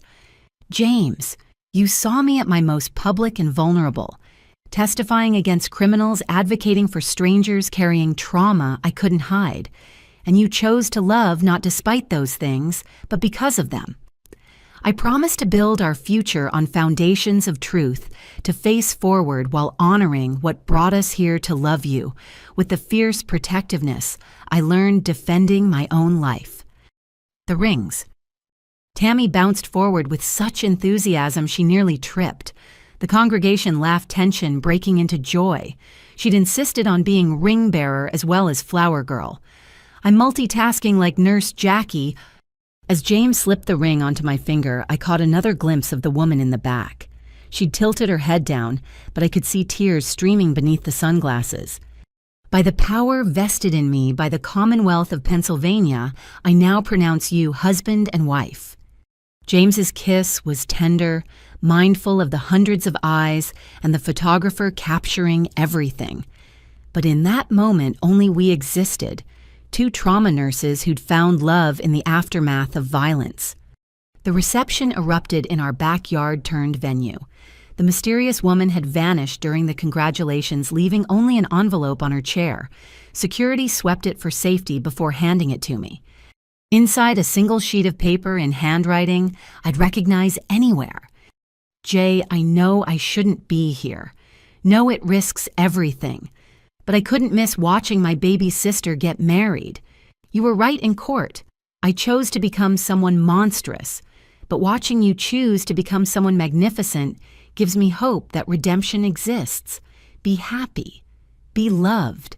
Be everything our family was meant to be before I broke it. The little one sends aunt kisses they don't know they're sending. Forever your sister. Whether you want me or not, L." "You okay?" James appeared at my elbow, concerned. I folded the letter carefully. "Yeah, just family stuff." He knew not to push. We'd built our relationship on respecting each other's ghosts. The reception flowed like water. Dinner, toasts, dancing. Patricia Coleman spoke about transformation, how the worst experiences could forge the strongest advocates. Detective Williams, slightly drunk, told the story of a young woman who'd refused to be intimidated by the mob.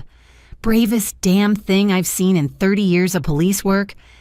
When it came time for the sister of the bride dance, traditionally the bride's dance with her sister, I'd planned to skip it, but the DJ, not knowing our history, announced it anyway. I stood to explain, but Mom caught my hand. "Dance with me," she said. "I'll stand in for who's missing." So we danced mother and daughter to a song about unbreakable bonds. Halfway through, Dad cut in, then Sharon, then Patricia. By the end, I'd danced with a dozen women who'd become my sisters by choice rather than blood. "Family isn't just DNA," Tammy announced loudly, making everyone laugh. "It's who shows up," out of the mouths of babes. As evening deepened, James and I stole moments between greeting guests. "No regrets?" he asked during one such break. "About having it here, where everything happened." I looked around the transformed yard, where I'd once lain bleeding children now played, where police had gathered evidence friends now gathered in celebration, where trauma had lived, joy now resided. No regrets, this is our home, our story. We don't run from it, we transform it. The party continued past midnight. Gradually, guests departed with hugs and promises to keep in touch. Tammy fell asleep on a lawn chair, her flower girl dress grass-stained from enthusiastic dancing. Her parents carried her out, but not before she mumbled, "Best wedding ever, Nurse Jackie." Finally, only family remained. Dad and James's father discussing military service. Our mothers comparing notes on wedding planning survival. James and I collapsed on the porch swing, exhausted but exhilarated. "So, Mrs. Chen," he said, testing out the new name. "What's next?" "Tomorrow breakfast with my parents. Next week, back to the NICU and fraud prevention board meetings. Next month, our honeymoon in Costa Rica." And long-term, I considered. 5 years ago, I couldn't have imagined surviving the week, much less building this life. Now possibilities stretched endlessly forward. Keep fighting for families. Keep saving tiny humans. Maybe some not-so-tiny humans of our own someday. I glanced at him. "That okay with you?" "More than okay, though our kids are going to have one hell of a story about how their parents met." Mommy was testifying against the mob when Daddy thought she was the bravest woman he'd ever seen. Something like that. We sat in comfortable silence watching the stars. The same stars that had witnessed my collapse now blessed our union. Time really did transform everything. "I love you," James said simply, scars and all. "I love you too. Thanks for seeing past them to who I could become." Not past them, through them. They're part of your story, part of what made you who you are. I love the whole package. A car drove slowly past our house, unusual for this time of night. For a moment, my heart raced. old fears died hard. Then I recognized the vehicle, Agent Chen doing a discreet security sweep, still protective even at my wedding. Some things from the past would always linger. The FBI still monitored possible threats. My shoulder would always ache before storms. Lauren would always be gone, living under another name, with a child I'd never meet. But we'd survived. More than that, we'd thrived. Built something beautiful from the wreckage. Turned no into a movement trauma, into purpose isolation, into community. "Ready to go in?" James asked. "Big day tomorrow, first official day as the Chens." "In a minute." I wasn't ready to leave this perfect moment. This yard that had seen the worst and best of my life. This swing where Mom used to read me stories now, where I sat with my husband. This space reclaimed and transformed. My phone buzzed with a text. Unknown number, but the message made me smile. "Saw the wedding announcement in the paper. So proud of the woman you've become. Thank you for showing me strength exists. One of the 12 families you saved." James read over my shoulder. "Still rippling outward, your impact." "Our impact," I corrected. "You were at that trauma conference too. We do this work together now. Partners in all things." "Partners in all things," I agreed. We finally headed inside, leaving the yard to its memories and moonlight. Tomorrow would bring new challenges, new families to help, new battles to fight. But tonight was for celebrating how far we'd come. In my childhood room now, the guest room, I carefully hung my wedding dress. The woman in the mirror looked nothing like the terrified girl who'd fled Marcus's bat.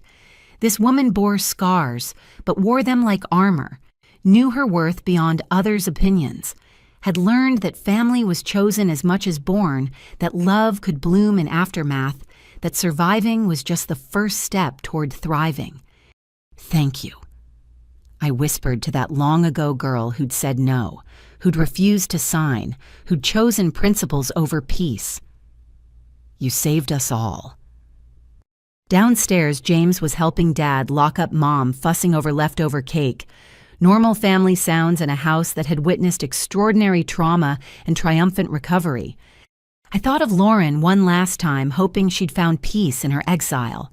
Of Marcus dead these 3 years, but whose list of victims had led to dozens of recoveries. Of the Torinos, their criminal empire crushed by one nurse's refusal to comply.